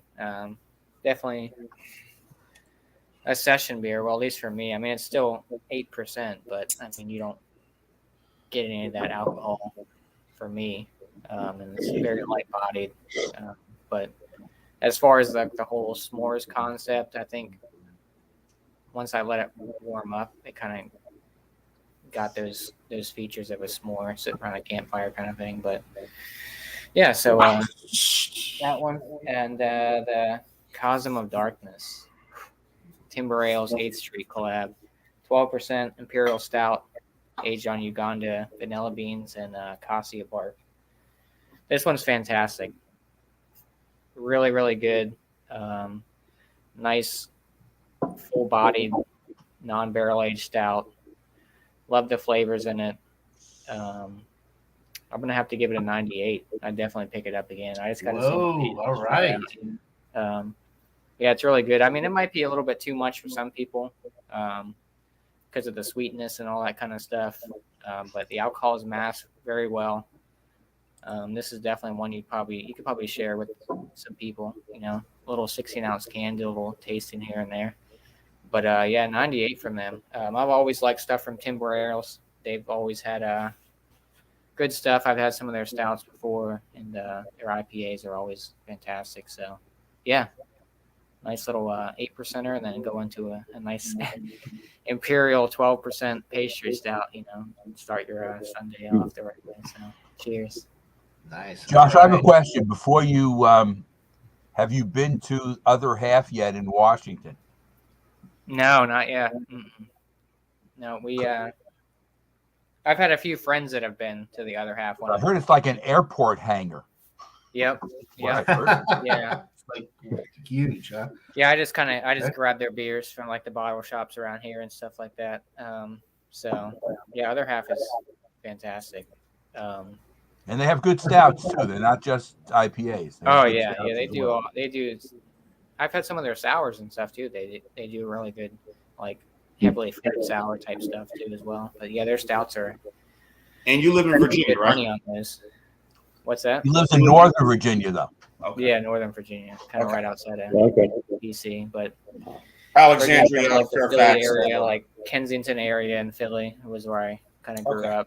I actually have family on both sides of Pennsylvania, so I got family on Pittsburgh side and like the Philly side. So I'm an Eagles fan. My dad's a Steelers fan. So I see the Phillies in the background. Yes. Yeah.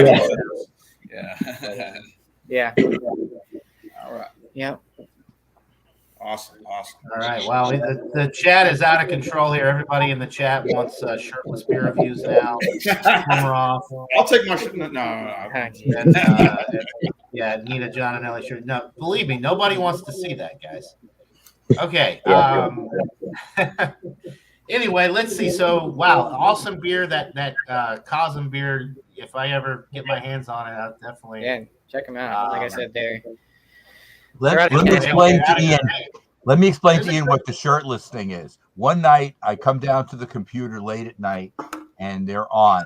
I mean, Drunken One and a whole bunch of other people. And I didn't realize what was going on. I click on it, and I'm just hanging out, and it comes up. So I was on their thing, and I was shirtless. So everybody took all their shirts off, and we sat around drinking beers shirtless. And it was weird. It was a strange moment. But it was strange. It was Craig says, I'm sure you all aren't wearing pants right now. Well, that's why the camera only focuses from here up. You're on to us. There you go. So that's the reference, but it was weird, but it was still fun. And that's all. Got it. All right. So before we go down this path too much with the whole shirtless thing, let's get back to the beer for a minute here. So we got Josh, we got Michael Komaroff in the books. 98 is the score to beat so far.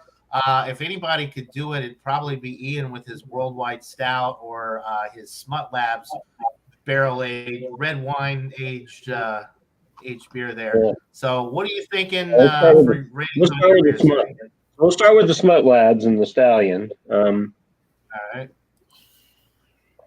It's definitely good. I would definitely give it. I mean, I would definitely give it probably in the A range. So in the low 90s, 91, 92. Okay. It's good. Cool. Not among my favorites, but I mean, for me, my top of the measure that I go to is the Harveston's ales, or the black ales, which are kind of like stouts. Oh, so wow. Those are all big black ale. That's nice. All right. So those are sort of my standards. Those are like their barrel aged, or their whiskey barrel aged stouts are basically some of my favorites. So those are my favorites. So I tend to, those are what I measure everything else against. So yeah, I would say the Smut Labs is definitely in a good 90% range, 95, 90, 91, 92 maybe. Okay. Worldwide Stout's definitely a bit higher than that. I'd say 95. Wow. All right. Yeah. And it's amazing. Like I said, it's amazing how well it hides the alcohol. So for being an 18%. So yeah, it's going to take me a while to get through this. Yeah, don't listen to everybody in the comments is recommending that we all chug the rest of our beers. I do not Deal. recommend that. Chug, chug, chug. No, you don't. Yeah. Hey, No. Not for situations these will heavy happen. I'll chug. We never listen to them because it's dangerous to anybody participating. You just have to go slow and keep sipping. Yeah. And Right. also, you're staying home, right? Which I would Yeah. recommend. Oh yeah, I'm not going anywhere. So I was gonna let's go get a see. haircut. That's happening. I guess I'll go and then I'll save John for. So for me, I'll do the 3 Taverns Midnight Snack. This is the Georgia one. With John, definitely if you see it, you should get it. I know you can get it down there because it's a 3 Taverns is everywhere down there. But as it warms up too, getting a little bit more of that cherry, which is nice. The hazelnuts coming through really nice, and the chocolate. And it's it's not too sweet because the coffee kind of cuts through some of the sweetness, but it's definitely, I definitely see why they labeled it as a pastry stout. This one I'm going to go 94. It's really enjoyable. It's a pretty solid A. I really like it, and I would definitely recommend it. The 8% is masked well. It drinks pretty sessionable, and the body's not too thick and viscous, and it doesn't linger so much, which I like with my stouts. I don't really like the super sticky, sweet, and lingering type stouts. So this one definitely is nice. So what I say, 94 out of 100 for that one. And then for the Indulgent series, French Macaroon from Mighty Squirrel out of Waltham, Massachusetts. I like this one a little bit better because of the coconut.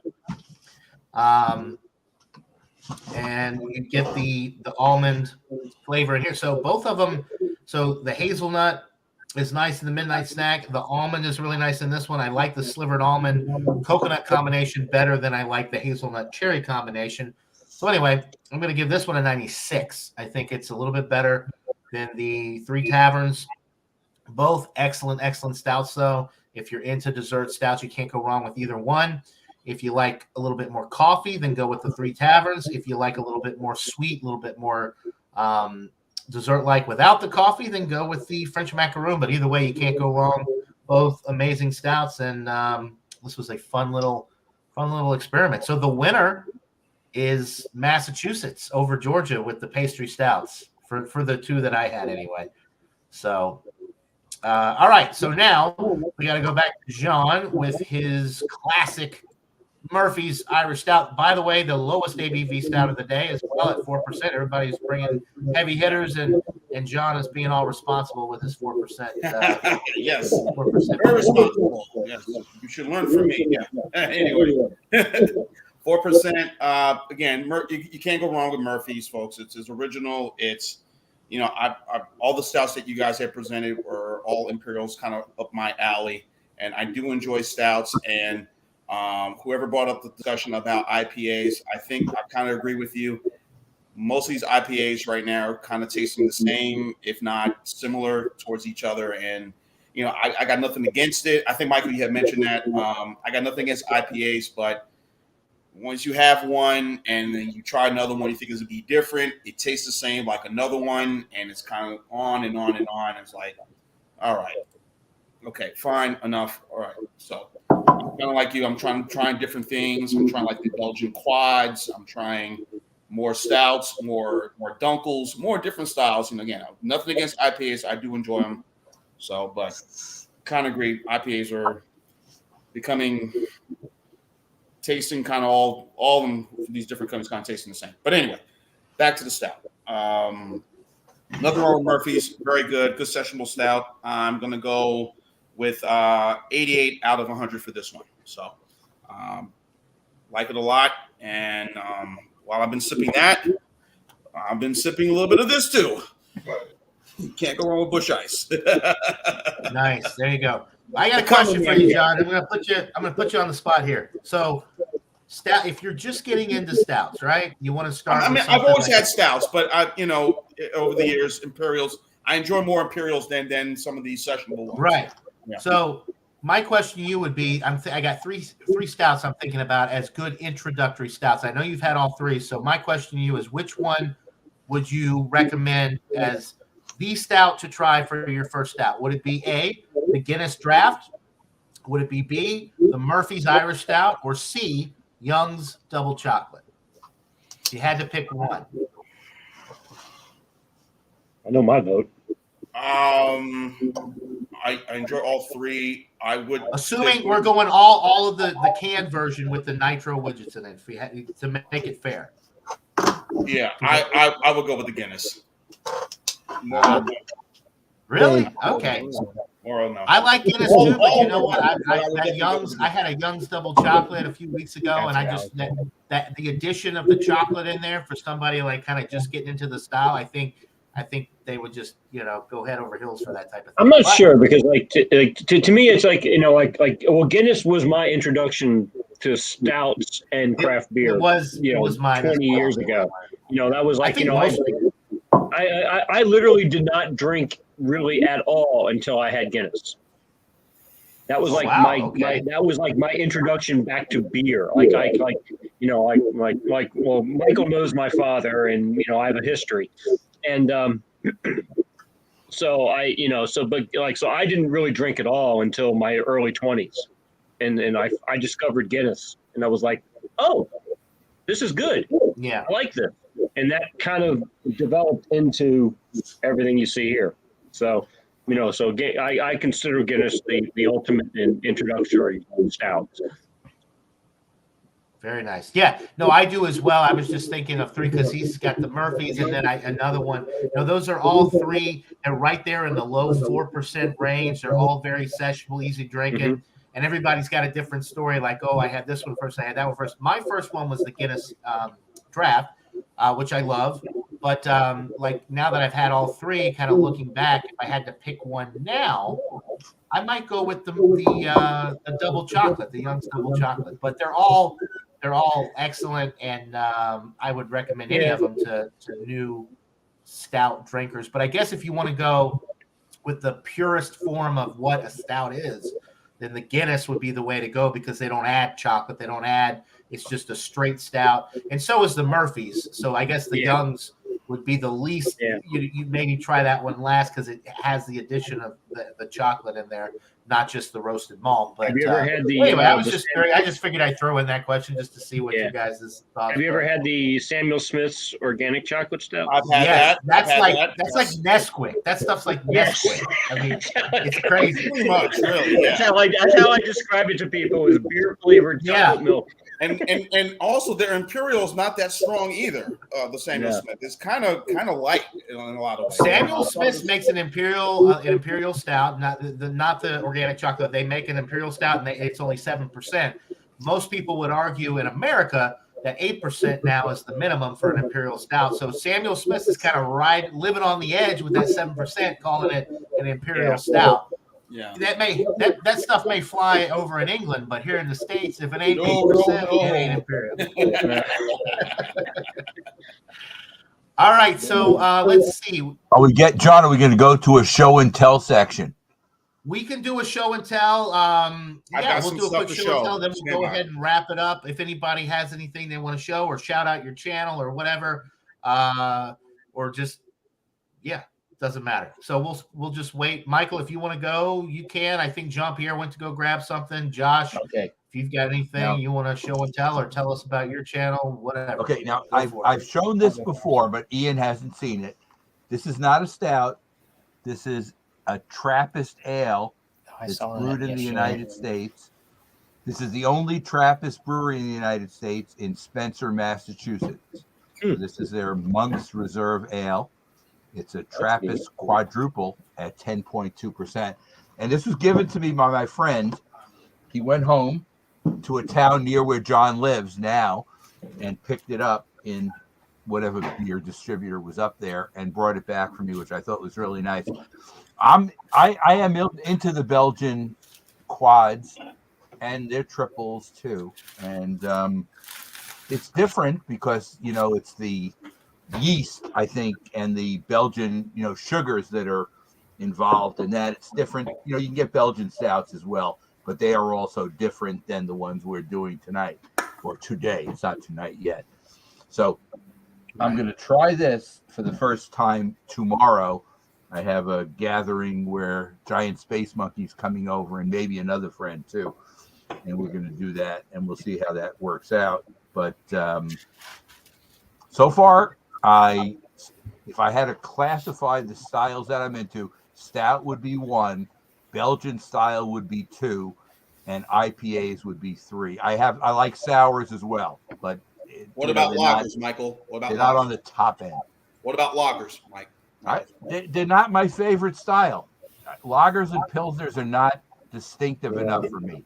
Hey, So Michael and I, at some point, we're doing the Bumpy's going to join as well. Of course, anybody that can get the beer can join, but you may be the only lager examination you ever see Michael Kormeroff do. We're doing a Jack's Abbey house lager examination on my channel. I think is it this week coming up, Michael? Or is it? Yes, I guess possibly on Wednesday. I guess we could do it. We could just plan. Yeah, we can just go ahead and plan on Wednesday after the Wednesday shows.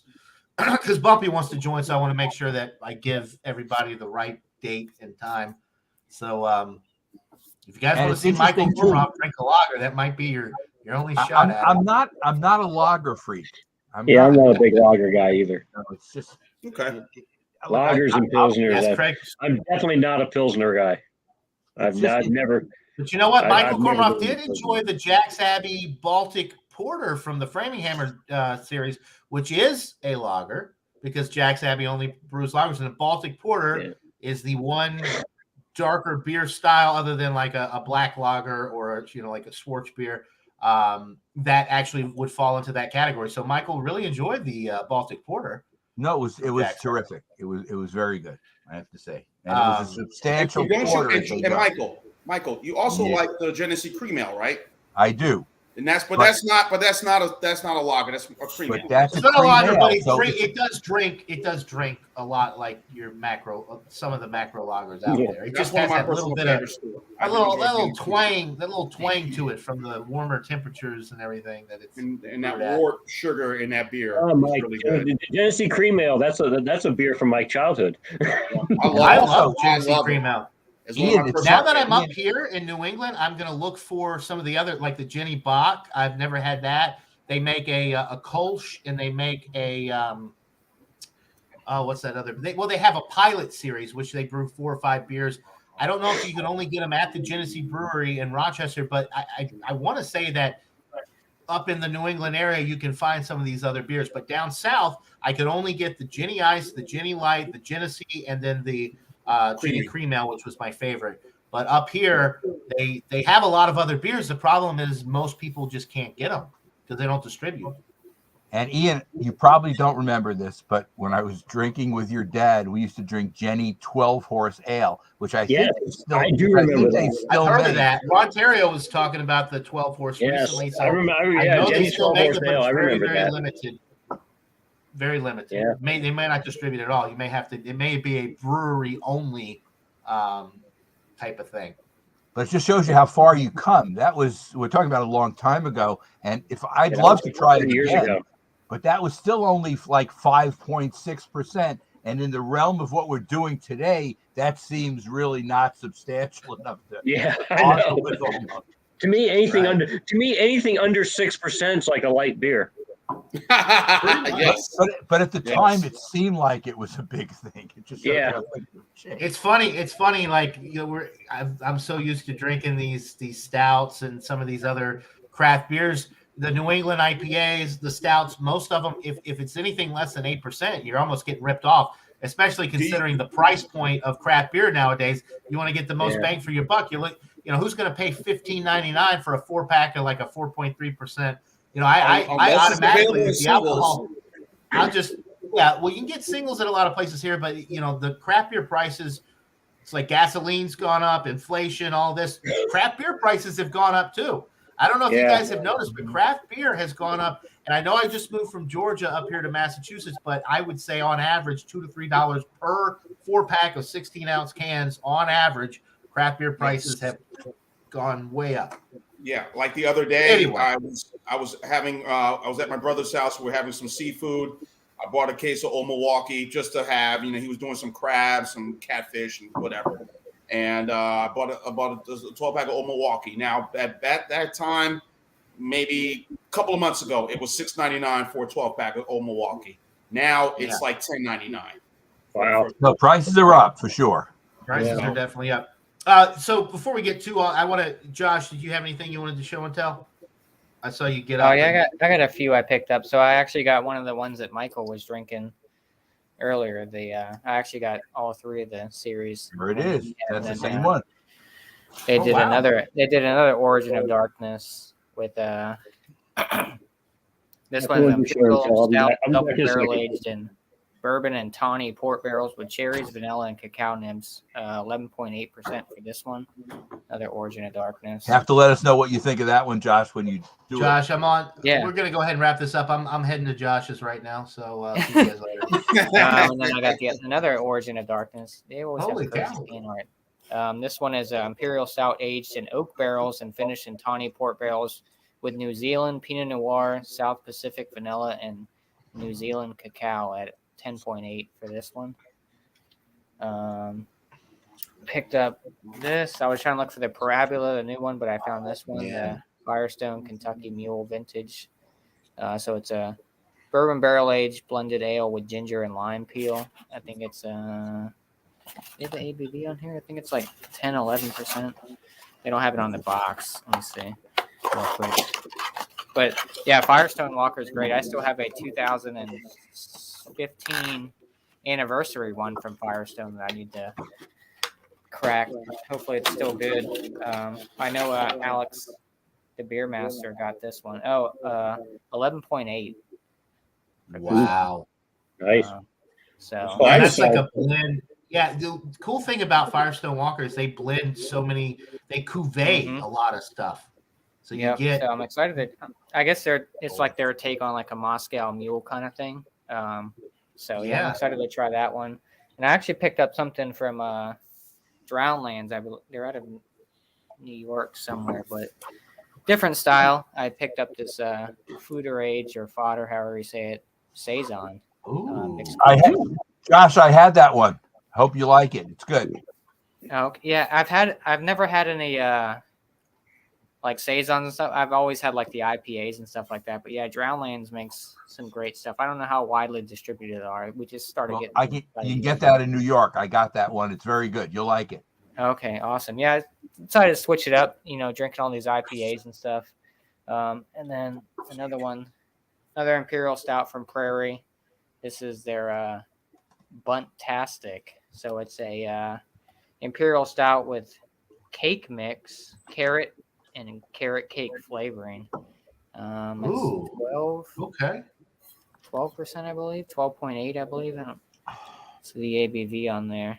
But yeah, try to pick up different stuff. This is one I need to do a review on. This is the Brewery Black Tuesday.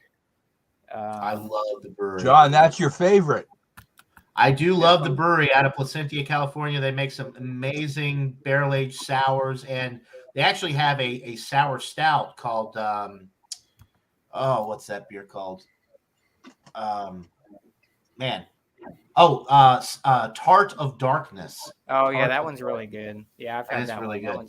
good. The brewery always knocks it out of the park. This one, I think this is a 2017 or 18 maybe. Believe I got it from my buddy. So this one's 19.5% ABV. Wow! Whoa! The other one I had before that, I drank it a while back, but that was 20%. And then I had the Chocolate Rain, which was 21%. I think I did a review of that beer on like Bumpy's After Dark beers, and I don't really remember much of. I need to start cracking in the cellar and start drinking my old beers. I got some old Hardywood. I got like a 2016 Hardywood GBS and some old Hardywood. Nice. I got that Firestone from 2015 or 16. That's the one, Michael, we were talking about. Michael Kormaroff, you had some of the Hardywood stuff recently, right? I had a Hardywood Baltic porter that was really amazing. That one's really good.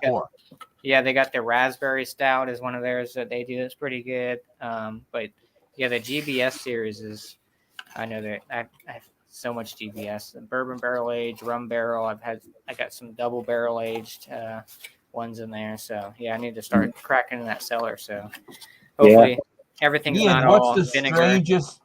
what's the strangest thing you have in your cellar? Do you have some strange stuff? Well, I grabbed a couple of. I just kind of grabbed a random selection. So I actually grabbed. I also have a Firestone, which is the sea salt aged in bourbon barrels.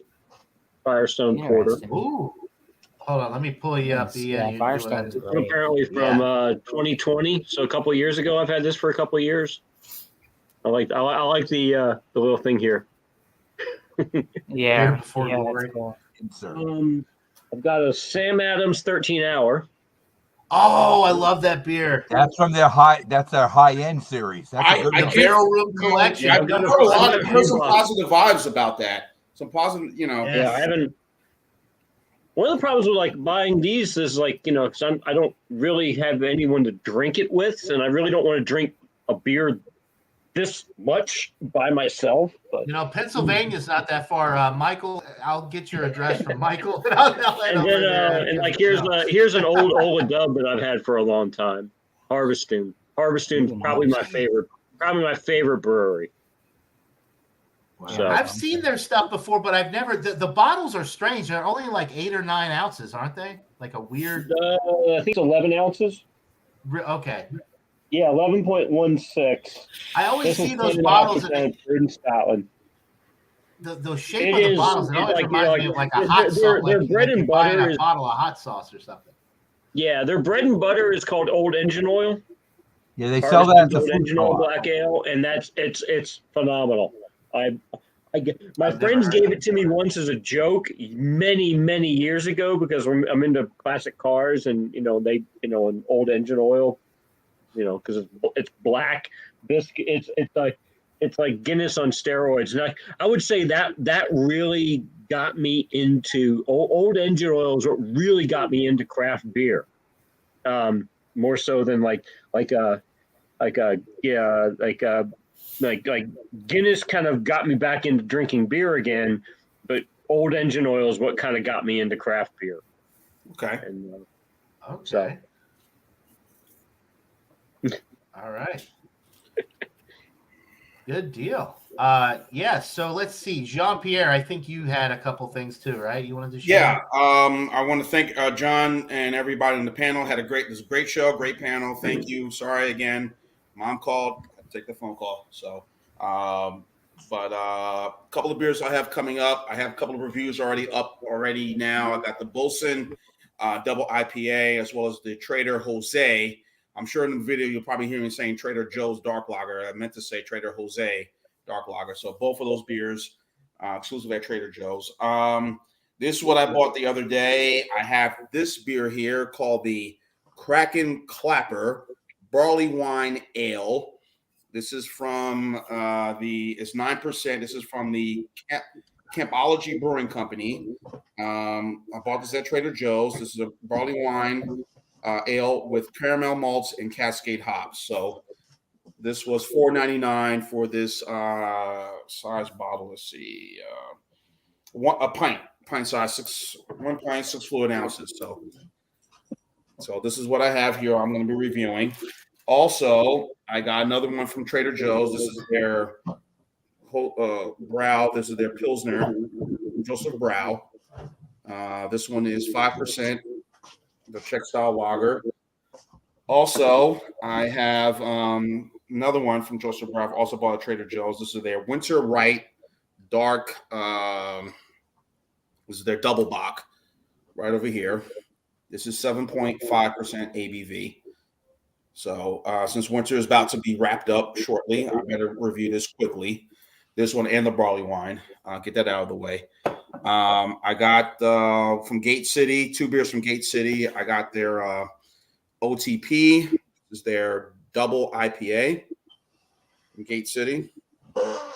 So I got that coming up. Also, I got the Teramis Baltic Porter I'm going to be reviewing. That will be up shortly. And this is what I bought yesterday from Six Bridges Brewing Company. I bought their Silent Accord milk stout with coconut.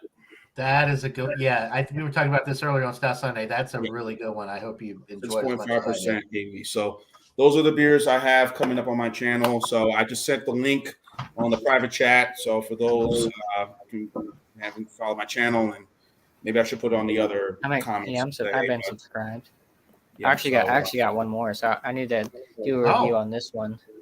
Go ahead, my friend. So this is from a brewery in my area down in Richmond, Vale Brewing. I guess this is a couple years ago, 2020 version. So Holy cow. That's cool for this. So it's a Grand Cru. I think it's 13. It's like 13 or 14%, but like the presentation is crazy. But it's a Grand Cru Imperial Stout. Is the label almost looks like it's felt or like it's a velvet label. Yeah, it's a velvet that is so cool. So and it comes in like the little coffin box with like the paper and stuff, and there's the outside. But hopefully it's still good. Like I said, it's when I first got it was $65, and I think people are reselling it for like $150, something like that, $200 something. So that's awesome. Yeah. All right. I have one more quick, John. I have one more quick aside. If you want to send it back to me again. Yeah, I'll pull you up. Okay, so last night, I don't know if anybody is dealing in this 6 points anymore. Oh, I saw that yesterday at Total Wine. All right, it's called Invisible Haze, and unfortunately, it's not good. Oh, really? Look, I'm a 6 point person from way back because I was, with the original owner when it was first started and whatever. And when I say it's not good, it's not bad. It's just that when you buy 6 points, it's a little disappointing. Look, I rated it 7.5 out of 10, which to me is like above average on your scale. But unfortunately, I expect the 6 point stuff to be more than above average. I like it. So what's is it a haze? Is it a pale ale? Is it an IPA? Well, they're calling it Invisible Haze because it's not hazy. It's a straight IPA, West Coast style, 8%, 60 IBUs. And I'm not saying it's bad. If you see it, if you want to try it, I'm not saying. No, if somebody asked me, should I try this IPA? I would say maybe, because it's not something you should just say, oh, this is wonderful, because it was okay. It wasn't great. I was going to use this tomorrow in the beer tasting, and after I taste it, no, I'm not. I just, you have to, if you're going to do stuff with Giant Space Monkey, it's got to be something that's different and better, and this one's not better. So it's kind of like, it's average plus, so I won't say it's bad. And I love 6 point. But maybe I don't love 6 point it's now as much as I did in the old days when they were, more the straight company. Now they're owned by now investment bankers, Ian. So unfortunately, I think what's happening, and we'll see, I won't judge it completely yet, give them more time. But it seems like over time, they're trying to get more mass distribution, and maybe the product suffers over time. So we'll see. I won't give up. Look, I would still buy their stuff. It's something which I have an affiliation. It's a Brooklyn company in Red Hook, Brooklyn, not far from me, 3 miles away, which I've kind of supported. But now that they've gone full bore, nationally, I'm wondering if they're going to be able to keep it going. So we'll see over time. It seems like, John, when they've done their stuff with more of the things more toward other half and the other ones, they've done fine. If they try to, get different, and this is Invisible Haze, which means it's not hazy, I would say it's a semi-failure, but it's not a total failure because it wasn't a bad beer. It just wasn't great. So maybe I'm being tough. I saw that beer and I thought of you yesterday. I was at Total Wine and I saw that and I was like, I was going to pick it up, and I was like, it's okay. My favorite beer from them still to this day, other than the Master Blend stuff, is the Mind Control, 8.8% hazy. Very good. Stuff. That is very good. That's hard. Ian, any of the stouts from Six Point, like that, what John's talking about, that Master Blend series, if you ever see them, they're top notch. Okay, I'll keep an eye out for them. Same level really, as anything you've ever had, and I actually can show you a can. So I like that resin. we That actually, resin. so Michael actually, There's a new beer store up the street from me, and I need to check it out. yeah, but yeah, no, Master Blend is up there with some of the best stuff you can buy. You know, the Bourbon County, the Founders. I don't know how you feel about the Bourbon County and the Founders, but I'm going to assume this is what they look like. Okay, I have some of it downstairs. Okay, so this is an amazing beer, and again, it's like 13%, I think. Ooh. Is that an unopened can, Michael? You still have some unopened I have a cans couple. of that? I have two of them. And I had, John, you remember the Jameson barrel one? They're all gone now. I had a few, but I drank them. But this one is, I have two left, and they're 45 IBUs and 13%.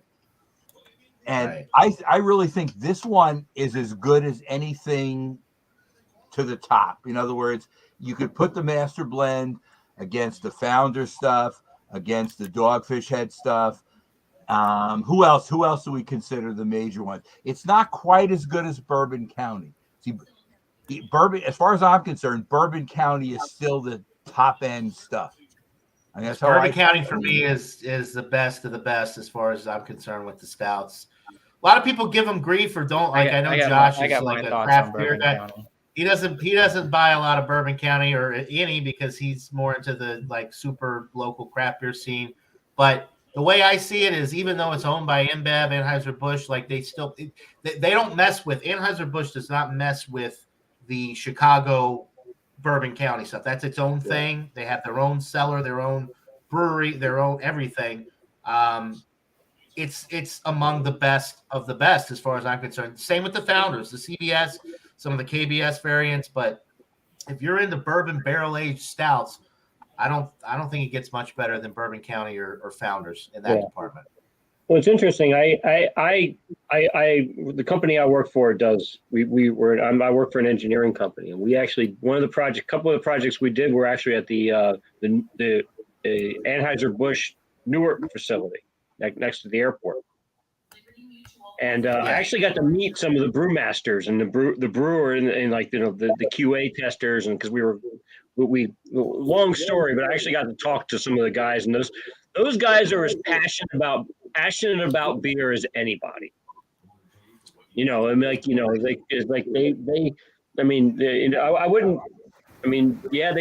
do what they do, but and you can hate on them as much as you want, but like the guys actually working in the trenches they love beer. So yeah, that's how I've told my story. I've told my story before. I'll tell it quickly. I was at the Anheuser-Busch in Jacksonville, and I was on a tour, and I'm talking to the guy, and I just decided I wanted to mess with him just because I like messing with people. And it was over the Beechwood aging in Budweiser. So I'm talking to him, and you could see he was rattled, but he didn't want to let on that he was rattled. So he said, the Beechwood aging that we do is more commercial than anything else, but it does change the taste. And I still don't think it does. But I wasn't going to fight with him, so I backed off. And it wasn't worth fighting because he wasn't going to come to it. It's only a nose thing with the Beechwood aging. It has nothing to do with the taste at all. But it's actually, I've done some research into this, and if you look at Anheuser-Busch, they're from them directly. They say that the Beechwood is a flavorless, odorless wood that naturally adds carbonation, so they're not having to force carb it. So the Beechwood is strictly for carbonation purposes, according to Anheuser-Busch themselves, and they say that it's not supposed to impart any aromas or flavors. It's strictly for carbonation. Right. So I didn't get into it because it was just easier to back off. So we didn't get into it. People will swear, though. People will swear by the Beechwood adds a flavor and aroma. But if you go by Budweiser, they say that it's a flavorless, odorless wood that is used to naturally carbonate the beer without imparting any harsh taste or aromas. Beechwood aging. I can tell you one thing about the Anheuser-Busch facility in Newark, which I think has since been closed. But Really? I didn't know that. I'm from up there. It was closed a year or two ago. But because when I was there, it was definitely running at very minimal capacity. Okay. I mean, that place that facility's been open since what, 1952? Right? For a long time. It A long is time. absolutely massive. Like the lagering tank. Like we were like I said, one of the last times I was there, one of the brewing guys gave us basically a full on tour from beginning to end of like when they go from the beginning to the end, and we ended in the end at the lagering tanks. And like you go into the lagering tank room, and it's literally like it's like standing at one end, and you're looking. It's like that image at the end of Raiders of the Lost Ark, where you stand at the warehouse and you can't see the other end. Only it's stainless steel tanks, just from one end to the other. And you only see in the bottom of the tanks because they're 40,000 barrel tanks, and they've got 27 of them. They're huge. The size of the facility is just it's amazing how huge. My brother was contracting. He would buy. He would go deliver beers for Anheuser-Busch all up and down. He would go to the brewery up in Syracuse, and of course the one down in Williamsburg. Get his stuff from the Newark facility and kind of make deliveries here and there. So yeah, I mean, I'm kind of shocked because that brewery in Newark, that's one of the original 12. Yeah. And when I was there, they weren't doing a lot. Yeah, hopefully they make that a historic site, because the one in Newark, because many times leaving the airport or just driving through there on 1 and 9 and Highway Route 1 and 9 right there, man. That is as iconic as it is. Like the old Pabst Blue Ribbon facility in Newark, So I think PBR or Budweiser. It was an amazing. Like when I was there, they were a couple of times I was there. They were brewing. I think. What the hell is it? I'm drawing a blank. 66. What's the beer with the 66 on it? Pennsylvania, Latrobe. Rolling Rock. Rolling Rock. Yeah, they were growing Rolling Rock.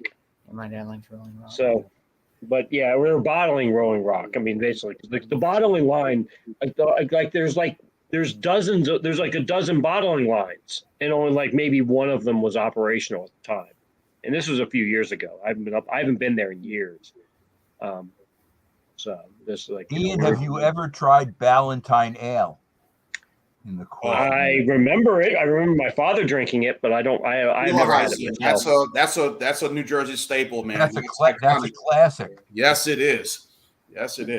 And even though the brewery Ballantine, Ballantine, I finally got to try it last year because one of my viewers sent me a 30 pack of it. My God, that and the Schaefer. It was the heaviest beer. It was the heaviest package I think I've ever gotten. It was just an 18 pack and a 30 pack of beer. But I got the Schaefer and then the Ballantine, and the Ballantine Ale. Man, that is some good stuff. I'm kind of surprised Michael likes it because it is more of like a macro type. It's a blonde. It's a blonde ale. It has that. It just has that little bit of a hot bite that I really appreciate when it comes to that lighter style that you don't get with your Bud, your Miller, your Coors. And when people see the size of the bottle, they immediately, and I tell people, they say, "Oh, that's a malt liquor." I say, "No, folks. Okay, it's not. It's not a malt liquor, even though it may be in that big size." I had the cans. I didn't get the bottle. They got the Ballantine Ale in those little itty bitty kind of squat bottles. They had the small bottles that they made too. Yeah. I remember when I go home to Jersey, the pony bottles. Pony bottles. 7 ounce. Yeah. Those when are I kind go of home to Jersey, popular. And when I go home back to Jersey, when I go to some of the stores like in Orange or whatever, they got the big size bottles. Everybody thinks I'm drinking a malt liquor. Says no, folks. It is a blonde ale. It's a blonde ale. So just hear me out. But they said what? a blonde what? I said, never mind, guys. But I do like ales better than lagers and pilsner. So if it's ale, I like it better. But doesn't mean I will drink lagers and pilsners. I'll tell you though. Yeah, a good like Czech pilsner, like a Pilsner Urquell or something like that. That's the Birra Moretti Italian pilsner. That's really good. Mm-hmm. But anyway, we're going on. We're over 2 hours, so we should probably wrap up the live portion of the show here. Go take a nap. I want to thank. Yeah, we'll wrap this up. I want to thank everybody. Some of the viewers in the chat are like, just keep it going forever and ever. Thanks to everybody in the chat. I really appreciate it. Thank you to my esteemed panel, Ian. It was really nice to see you again, and you're more than welcome on any show. Michael knows how to send out the link now. All you have to do is click on it. It's not like a join type thing. You just click, enter your name, you're good to go. So anytime you want to join us, you're more than welcome to. That's pretty much all I got. This was a fun experiment doing the 2 beer thing and just hanging out and talking to you guys about just nerding out on craft beer. That's what it's all about. So Craig says, no, don't go. Oh, I got one more thing. I got one more thing I want to plug. So I might be doing a Sunday type show on my channel, probably like 8:00. I'm going to call it Beer Bowl Discussions. So we're just going to talk about craft beer news and certain styles that are new styles that are kind of popping up that you maybe heard of and that you're kind of excited about, or just certain styles you're kind of more drawn to. So tonight at 8:00 Eastern. Maybe. Yeah. Okay. Tonight at 8:00. Yeah. It's awesome. Yeah. So. Good deal. Okay. Well, we'll wrap it up there. Thanks to Josh. Thanks to Jean-Pierre, the Beverage Ramble. Thanks to Michael Kormorov. Thanks to Ian for joining. We'll see you here all next week on Stout Sunday, 10:30 Eastern. And who knows? This was a lot of fun. Maybe we'll start doing some more afternoon shows too. But until next time, everybody, I want to thank everybody for watching again, and we'll see you next time. Cheers. Hope everybody has a great rest of your Sunday and start to your week. Cheers.